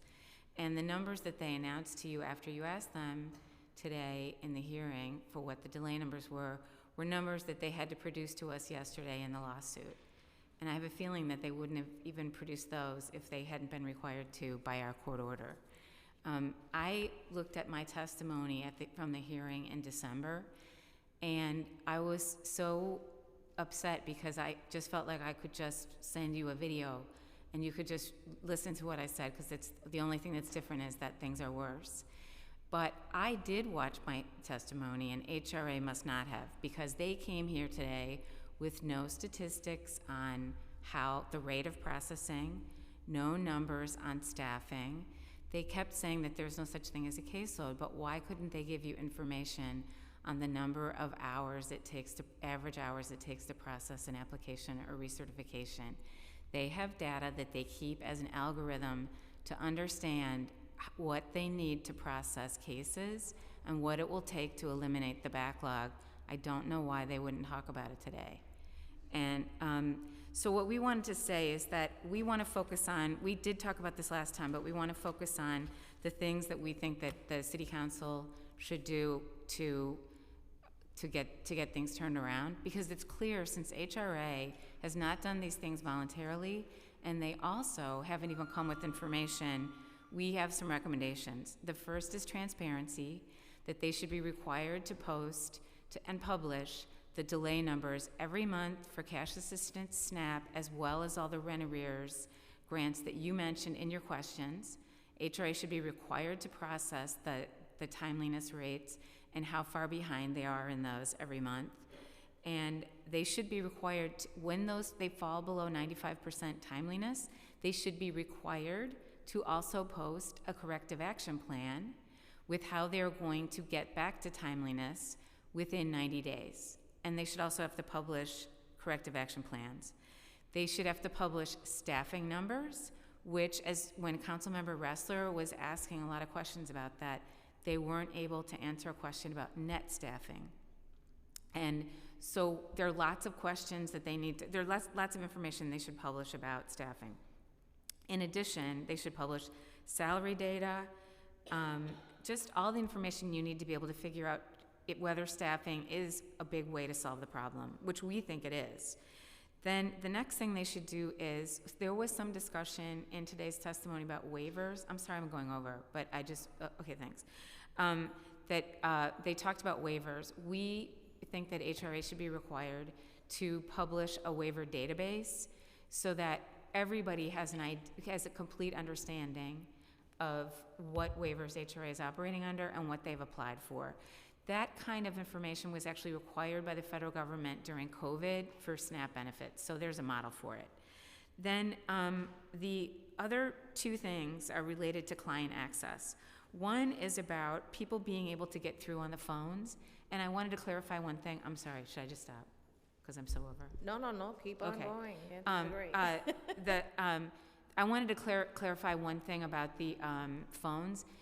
Today you were hearing some discussion about whether there was a callback feature on the phones. I want to clarify that there are actually two different phone problems and two different phone systems that we are talking about with client delay here today. There's a main number that people call, which is referred to as InfoLine on HRA's website. Sometimes it's also called One Number. That's, I think it's 718-557-1399. Did I get that right? Let's see if I remember that by heart.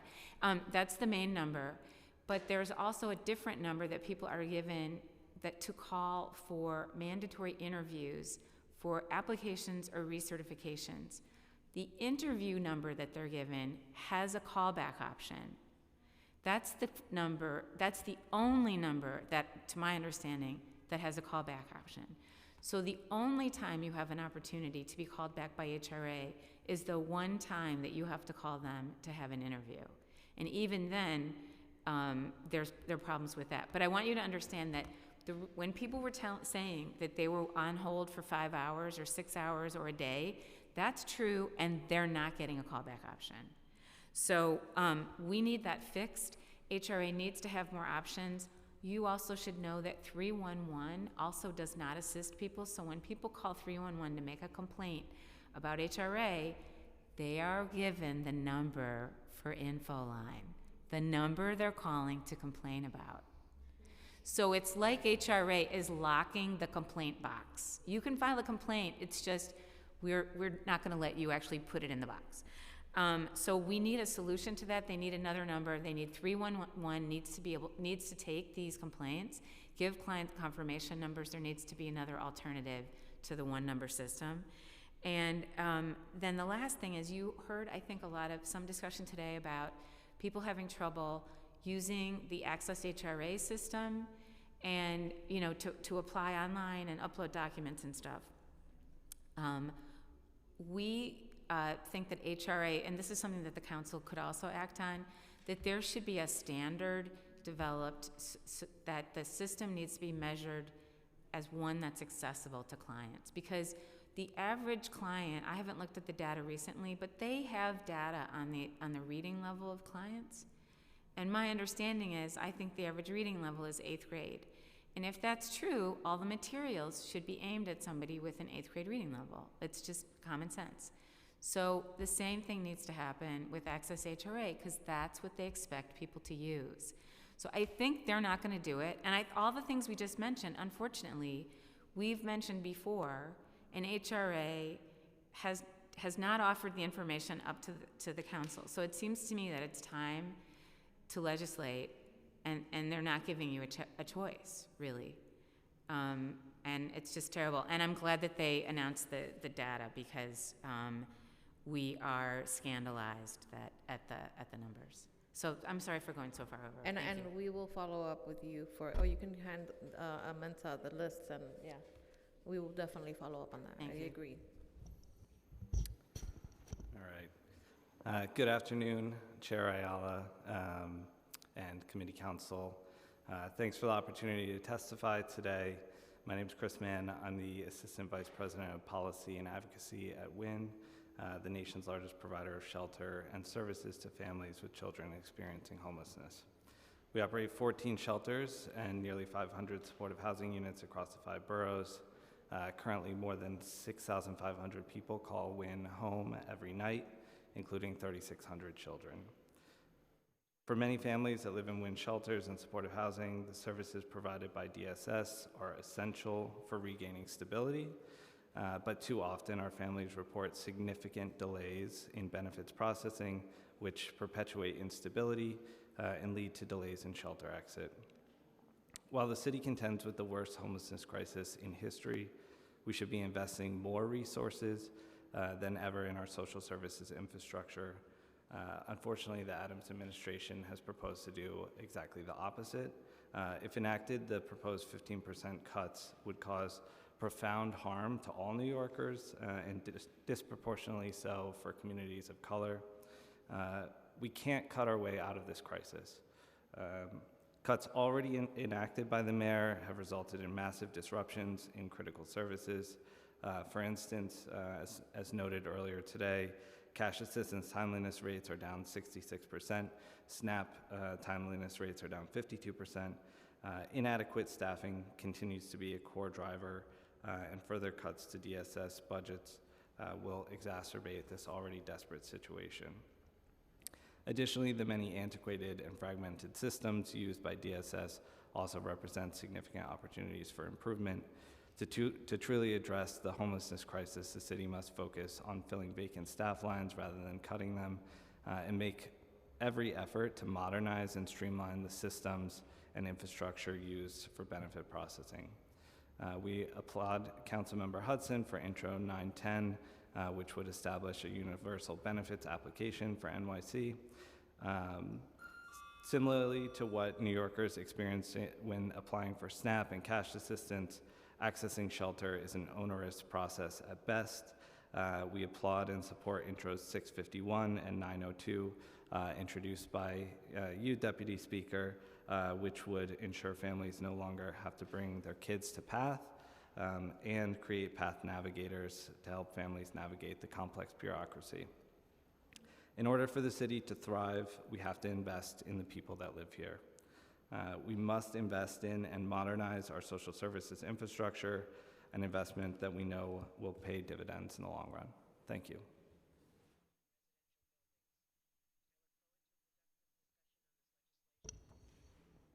Good afternoon. I want to thank the Committee on General Welfare and Chair Ayala for holding this important hearing on delays in public benefit processing at HRA. My name is Tapacio Nunez, and I am a senior paralegal in the civil justice practice at Brooklyn Defender Services. BDS is a public defense office in Brooklyn. We provide criminal defense, family defense, immigration, and civil legal services for approximately 22,000 people a year. Our civil justice practice here at BDS aims to reduce the civil collateral consequences for the people we serve, working with clients and their families to prevent loss of housing, benefits, or property due to legal cases or investigations. As a case handling paralegal, I support clients when their public benefits are terminated or applications are denied. I also accompany clients to HRA offices and provide representation for clients challenging HRA decisions in administrative hearings and state appeals. The majority of people BDS serves are eligible for some sort of public assistance program. As a result, we routinely hear about problems obtaining and maintaining its assistance. While the mayor's management report includes some shocking data about application delays, the numbers don't capture the complete scale of the impact for the people that we serve. Often families in our family defense practice are directed or even mandated by the administration for children's services to apply for and start receiving benefits as a condition of the return of their children. The delays at HRA not only prevent unification, but further destabilize vulnerable families. And I would like to highlight a story of one of my clients. Ms. M is a parent who is represented by our family defense practice.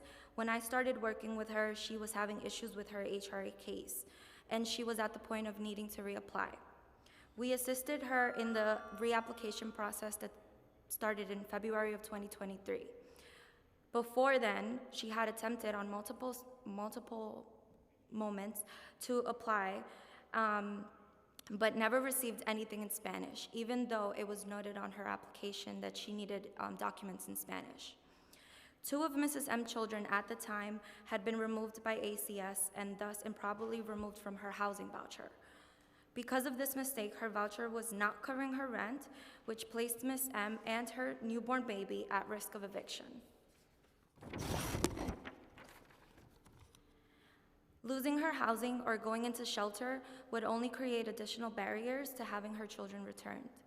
After the application was submitted, we completed all necessary steps, including the interview, which I helped myself, and it took approximately 2 months for her application to be approved. While Ms. M waited for her HRA case to be processed, she was unable to take her children for home visits or bring them anything during the time the visits took place elsewhere, because she had no cash assistance available or SNAP or food stamps. She was also experiencing additional stress and fear due to her ACS case. She was terrified that ACS would remove her baby that was with her at the time because of not having available food, sufficient food in the fridge.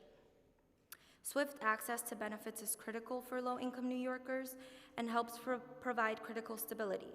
Benefit access may help the people we serve favorably resolve their criminal cases and reunite with their children after ACS involvement.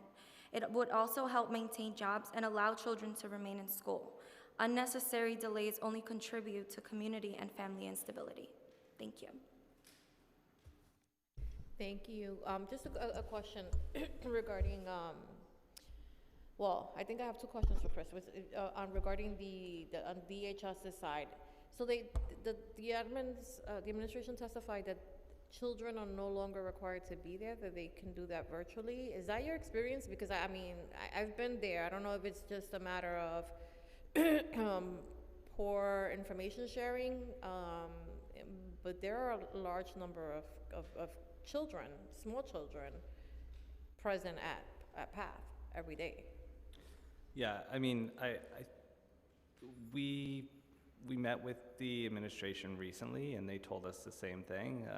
And what we said was, that's news to us. Like, we're really happy to hear that, but that should be announced, and people should know that that's the case. So, on our, at our agency, we're starting to let our, people know. But at that point, it's already too late, right? Because they're already in shelter. So. I think it's something that really needs to be communicated more broadly. And have any of you heard any of the issues regarding the Angie system? No, I had not personally, and I found that testimony to be very illuminating. I've been in negotiations with HRA for almost a year on our case and have spoken to them for, years before that about efficiency and how to improve their systems, and I was disappointed that they weren't in the room to hear it from their own staff, because that seems to be it lines up pretty well with when the numbers started going down, and I think there's a staffing issue, but I don't think that that's the only problem. So I would like to know more. And there could be, actually it made me want to ask about the other side of the caseload. So the numbers that they cited, for the delays, the DC 37 panelists who testified, I think all of them work in the SNAP system. I think that if I got that right. And Angie, I think, is only in the SNAP part of the agency. There's sort of 2 systems, one for SNAP only and one for people who also have applied for cash assistance or just cash assistance. And while they were testifying, I was looking it up, and I could only find policies related to Angie for SNAP. So the reason I'm raising that is because I thought to myself, well, the delays on the SNAP only side, there are only 1,574 delays there, applications and research, but there are 30,772 on the CA SNAP side. So I want to know, similarly, what kind of problems are there on the CA SNAP side? Like, it immediately made me want to find out what's over that. Yeah, same. Yeah. Same, yeah. I think, the fact that the numbers started to trend downward, as soon as they re-implemented it is very telling. But thank you guys so much for your testimony here today. Thank you. We're now going to call on the next panel, which is going to be a virtual panel. The next panel will be Jenny Villos, Eric Lee, and Rebecca Zangen. Over now to Jenny Villos. Thank you. Oh, excuse me. I apologize. I'm battling a cold, so I may sound a little weird. But thank you for holding this hearing. My name is Jenny Villos. I am a Policy and Advocacy Associate at Citizens Committee for Children of New York. And since 1944, CCC has served as an independent multi-issue child advocacy organization. Our priority is improving outcomes for children and families through civic engagement, research, and advocacy. So once again, we would like to thank you, Deputy Speaker Ayala, and the members of the committee for holding this very important oversight hearing on such a critical matter. As has been mentioned throughout this hearing, SNAP continues to be an important anti-poverty resource for families.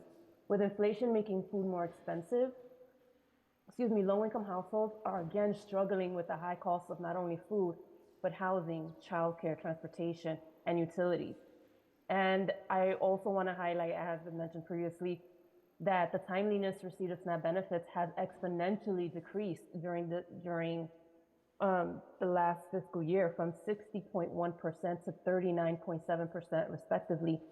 And that's not even addressing how it has dropped from 90% in 2019. New York City must invest in the resources that are vital to the health and well-being of families and children, starting with ensuring that HRA has the staffing and the resources necessary to process SNAP benefits in a timely manner. We also urge the city administration to reject the proposed austerity measures of 15% budget cuts that would detrimentally impact the health of New Yorkers. And now I'm going to pivot over to how this is affecting housing and children and families. The current housing and shelter crisis started long before the influx of migrant families, as 9,800 families with children were already languishing in our shelter system, spending 520 days in shelter on average. CCC and peer advocates across the city are deeply concerned with the mayor's call for budget cuts in the coming months. Instead, we urge the city to prioritize action steps that can keep families housed, expedite access to permanent housing for those already in shelter, and to protect staffing and fill staff vacancies at DHS, HRA, and HPD. The following recommendations are not only cost-effective, but will improve outcomes for unhoused families, creating space within our existing shelter system for newly arrived migrants and positively impacting our local economies. And these recommendations are implementing the city FEP expansion, improving public benefits access and retention, prioritizing access to home-based services, and promoting well-being in shelters by baselining funding for community coordinators and supporting Deputy Speaker Ayala's bill, Intro 092, requiring DHS to provide process navigating services to every family with children at an intake center. Excuse me. Thank you. Thank you, Jenny, for your testimony. Over now to Eric Lee for testimony. Hi, good afternoon. My name is Eric Lee. I'm Director of Policy and Planning for Homeless Services United. Thank you, Deputy Speaker Ayala and members of the General Welfare Committee for allowing me to testify today. HSU's members have not seen significant improvements to delays at HRA since the December hearing. And we're concerned by HRA's testimony today, which stated that they don't have an idea of how many staff are needed to eliminate the backlog in delays. These delays mean people are going hungry, waiting for SNAP benefits. People are at risk of eviction or losing their housing because they can't receive a one-shot deal or rental assistance quickly enough.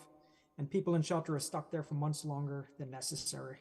HSU urges OMB to exempt DSS, DHS HRA from the proposed 15% plan to eliminate the gap, or PEG, and staff that are responsible for processing benefits and rental assistance applications, interviews, and documentation should be exempt from city hiring freezes.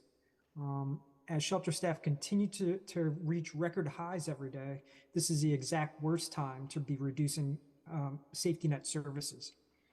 HRA should backfill agencies and expand headcount until their agency has sufficient capacity to eliminate the backlog and attain a 30-day processing timeline, not only for cash assistance and SNAP benefits, but also for one-shot deals, city FEPS, and state FEPS vouchers. Given the historic increase in cash assistance and SNAP applications, HRA should be planning to expand capacity beyond their pre-pandemic headcounts to be able to reflect the growing need in the city.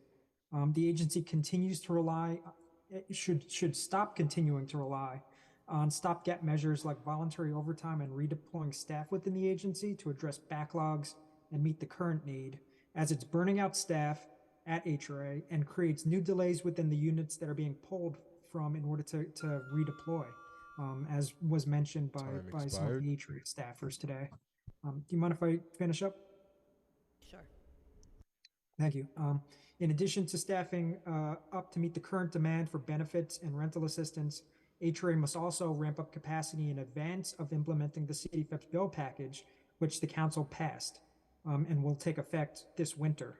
This includes staffing up both at FIA to process cash assistance applications and interviews and documentation indexing, as well as RAP for processing City FEPS applications and LOSU for issuing checks.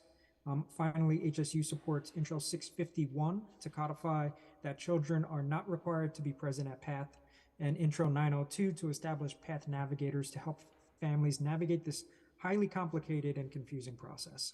Thank you for the opportunity to testify today. Thank you, Eric, for your testimony. Over now to Rebecca Zangen. Good afternoon. Can you hear me? Yes, we can hear you. Okay, great. Good afternoon, Deputy Speaker Ayala, Committee Council. My name is Rebecca Zangen. I'm the Director of Policy and Planning at the Supportive Housing Network of New York. We're a statewide membership organization representing over 200 nonprofit developers and operators of supportive housing. I appreciate the opportunity to testify, and I'm going to speak specifically to one-shot deal cash assistance applications for tenants with rent arrears. Although supportive housing is rent subsidized, tenants must still pay 30% of their monthly income on rent, which is significant if that income is just a monthly Social Security check. And supportive housing tenants are not exempt from the rising costs of food, medication, transportation, and childcare, leaving tenants to make difficult choices which often lead to arrears. A survey of our members from July found that 54% of tenants were behind on rent. Supportive housing developments are underwritten in accordance with city, state, and federal regulations with the assumption that tenants will pay a portion of the rent. This is how the budgets are created and buildings are operated and maintained. When rent is not collected, building maintenance suffers. The same survey found that out of 29 respondents, there was a total of more than $24.6 million of arrears. Currently, the only way to recoup arrears is through the one-shot deal process, which often comes after case management and all other options with the tenants have been exhausted. As has been described in this hearing by many other speakers, the process to apply for cash assistance, and a one-shot deal as part of that, is very onerous and requires tremendous effort from supportive housing tenants who are also coping with other challenging life circumstances. The current delays in HRA processing translates to millions of dollars lost by nonprofit supportive housing providers and undue stress and anxiety for tenants whose arrears put them in violation of their lease agreement.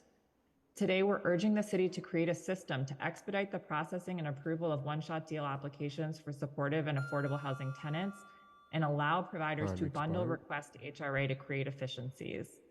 Additionally, we urge the city to exempt DSS and HRA and all other city agencies that interface with households in need of care from PEGs. Thank you so much for your time. Thank you, Rebecca, for your testimony, and thank you to this entire panel for your testimony. We are now going to move to an in-person panel comprised of Jenna Kuden and Tawaki Kamatsu. And I apologize, Jenna, if I mispronounced your name. I apologize if I mispronounced your name. Okay, great. Okay. Good afternoon. My name is Jenna Kuden. I'm an attorney with the Government Benefits Unit at Manhattan Legal Services. We serve our clients throughout Manhattan who seek us out in housing court, as well as our clinics, one of which you let us hold at your office, Councilmember Ayala. I'm here today to shed light on the actual day-to-day disastrous consequences of HRA's extreme delays in processing, approving, and issuing public benefit. We've been talking about it all morning. We are seeing systemic delays of more than the required timeframe of 30 days processing for SNAP, public assistance one-shot deals, FAPS, and CityFAPS applications. While some applicants receive decisions well past the required timeline, while others never receive a response on their application. These harmful delays are widespread across New York City. As I've seen in my clients' work, issuance delays of SNAP, cash assistance, or rental subsidies have real-life consequences. It is the single mother who won't be able to feed her 10-year-old daughter tonight. It is this 18-year-old homeless high school student who will skip breakfast and lunch tomorrow to have enough cash to afford dinner. It is this 55-year-old woman, former accountant, who landed in housing court after becoming paralyzed following a stroke, unable to cook or afford groceries while her SNAP application is pending. These are the stories that we hear every day. They are disheartening and infuriating. New York City is mandated by law to protect low-income New Yorkers. New York City has to ensure that we support the people whose life already are struggles and battles every day. We can all agree that $281 a month a SNAP is far from sufficient to afford a month's worth of groceries. But this $281 can make the difference between life and death. And HRA's continuous delays are not only unacceptable, but it's also deadly, and it's critical to act now. Every week in New York City, new tenants are being sued by their landlord because of missing, delayed shelter payments or improper discontinuance of a public assistance, FAPS or CityFAPS case. Why is it that the programs that were created to help vulnerable people access affordable housings are the ones that end up pushing these same marginalized tenants into eviction proceedings? HRA indicates that they are taking aggressive action to fill critical vacancies, invest in technology, and implement process improvement to improve timeliness. Well, this is great to hear, but what is the concrete structural plan and what is the timeline? By what date will New Yorkers be able to get their benefit processed within 30 days? This rule was supposed to be effective as of October 1st, 2022. What substantial steps have been put in place to comply with the federal court order to eliminate the backlog? Those are the adjustments that I wish to present. Number one, the Adams administration should approve the necessary budget to, at minimum, fill all the positions that are currently vacant at HRA. The US economy will keep getting worse until it gets better, and HRA must hire more staff to get rid of this year's long backup. Number two, HRA should commit to creating and publishing a corrective action plan to resolve the systemic delays in processing public benefit application within the requisite timeline. Number three, HRA should share monthly monitoring reports with community partners until they can demonstrate that the agency is complying with its protocols, corrective action plan, and applicable state and federal law. Finally, HRA should create a direct access line phone number for advocates like us and community partners to help address and facilitate correction of case errors. Thank you. Thank you, Jenna, for your testimony. Over to Tawaki. Hi, I'm Tawaki Komatsu. I've talked to you many times. I've been lied to many times in this room today. You said that your oversight, I guess, for HRA, another lie. Somebody who was at this table for HRA said that, let me look at my notes. She made a remark saying something to the effect of, we have a shared goal of keeping people in their homes. No, they don't. They committed fraud against me. I've testified to you previously about the fact that HRA personnel as well as personnel of Urban Pathways illegally changed my lease. So how is that keeping me in my home? In terms of New York State Real Property Law 853, she's an attorney. That's about illegal evictions from someone's residence after they sign a lease. I've been in housing court. Guess what? In the Bronx, the judge wouldn't let me present my counterclaims or defenses. So guess what? I have to go to appeals. Also, with regards to fair hearings, this hearing today is about public assistance benefits. So, meaning if HRA denies an application, you go to OTDA to appeal that. Guess what? OTD isn't working properly, meaning HRA has a legal duty to provide discovery prior to those fair hearings, for those fair hearings. It doesn't do that. It hasn't done it with me, hasn't done it with other people. People testified to you earlier today who were attorneys, they walked out of this room. They basically talked to you about the fact that HRA won't provide discovery material, even for federal court litigation. So bottom line is they're not the only ones with litigation against HRA. They're not the only ones with litigation against the city. I have litigation, and I'm moving for sanctions this week. Also, with regards to today's testimony by me for this hearing, you have a reporter over there. She was in the room earlier. I tried to prepare my testimony while I was in the room.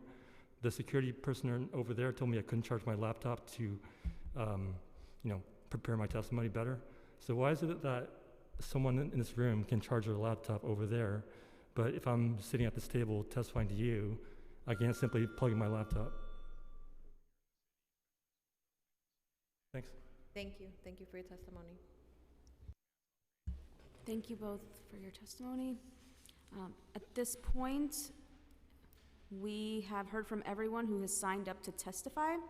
If we inadvertently missed anyone who would like to testify, whether in person or via Zoom, if in person, please visit the sergeant's table and complete a witness slip now. If we inadvertently missed anyone on Zoom who would like to testify virtually, please use the raise hand function in Zoom, and I'll call on you in the order of hands raised. Seeing no one else, I would like to note that written testimony, which will be reviewed in full by committee staff. Oh, we do have one more person who is signing up to testify.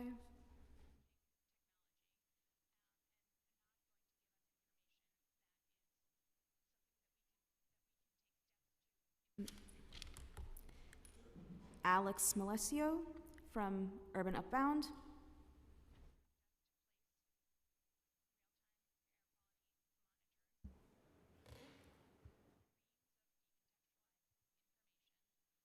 You may begin. Good afternoon, Deputy Speaker Ayala. My name is Alex Malesio, and I'm here today to express Urban Upbound's support of Intro 910, as well as to share the experiences of Urban Upbound staff who on a daily basis submit public benefits applications for New Yorkers in need. At Urban Upbound, our mission is to provide lower-income New Yorkers and public housing residents with the tools to overcome the barriers they face to professional, financial, and personal development, with the ultimate goal of helping them break cycles of poverty. These barriers can take on many forms, such as the lack of access to affordable childcare or debt and low credit scores brought on by predatory lending institutions. Today, I'm here to highlight barriers created by the lengthy and onerous process of applying for public benefits. At Urban Upbound, we regularly work with New Yorkers who are facing food insecurity by screening them for SNAP eligibility and assisting them with applications and recertifications. For our clients who are in crisis mode, the thought of navigating the application can be overwhelming, and past negative experiences with government institutions can leave a lasting and discouraging effect. For these New Yorkers, public benefits serve as a lifeline.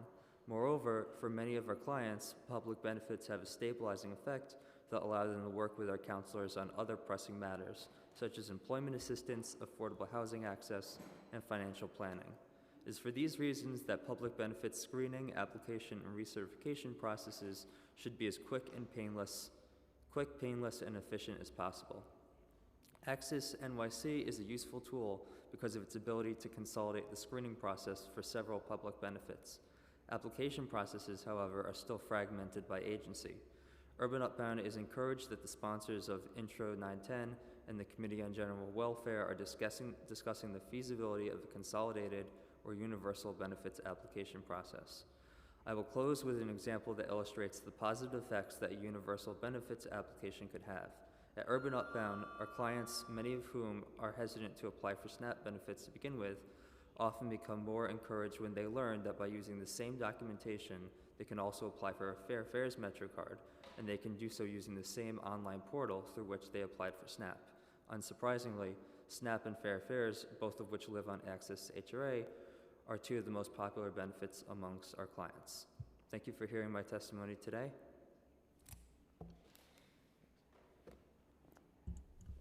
Thank you for your testimony. And now, seeing no one else registered or signed up to testify. I'd like to note that written testimony, which will be reviewed in full by committee staff, may be submitted to the record up to 72 hours after the close of this hearing by emailing it to testimony@council.nyc.gov. Deputy Speaker Ayala, we have concluded public testimony for this hearing. Thank you, and with that, this hearing is adjourned.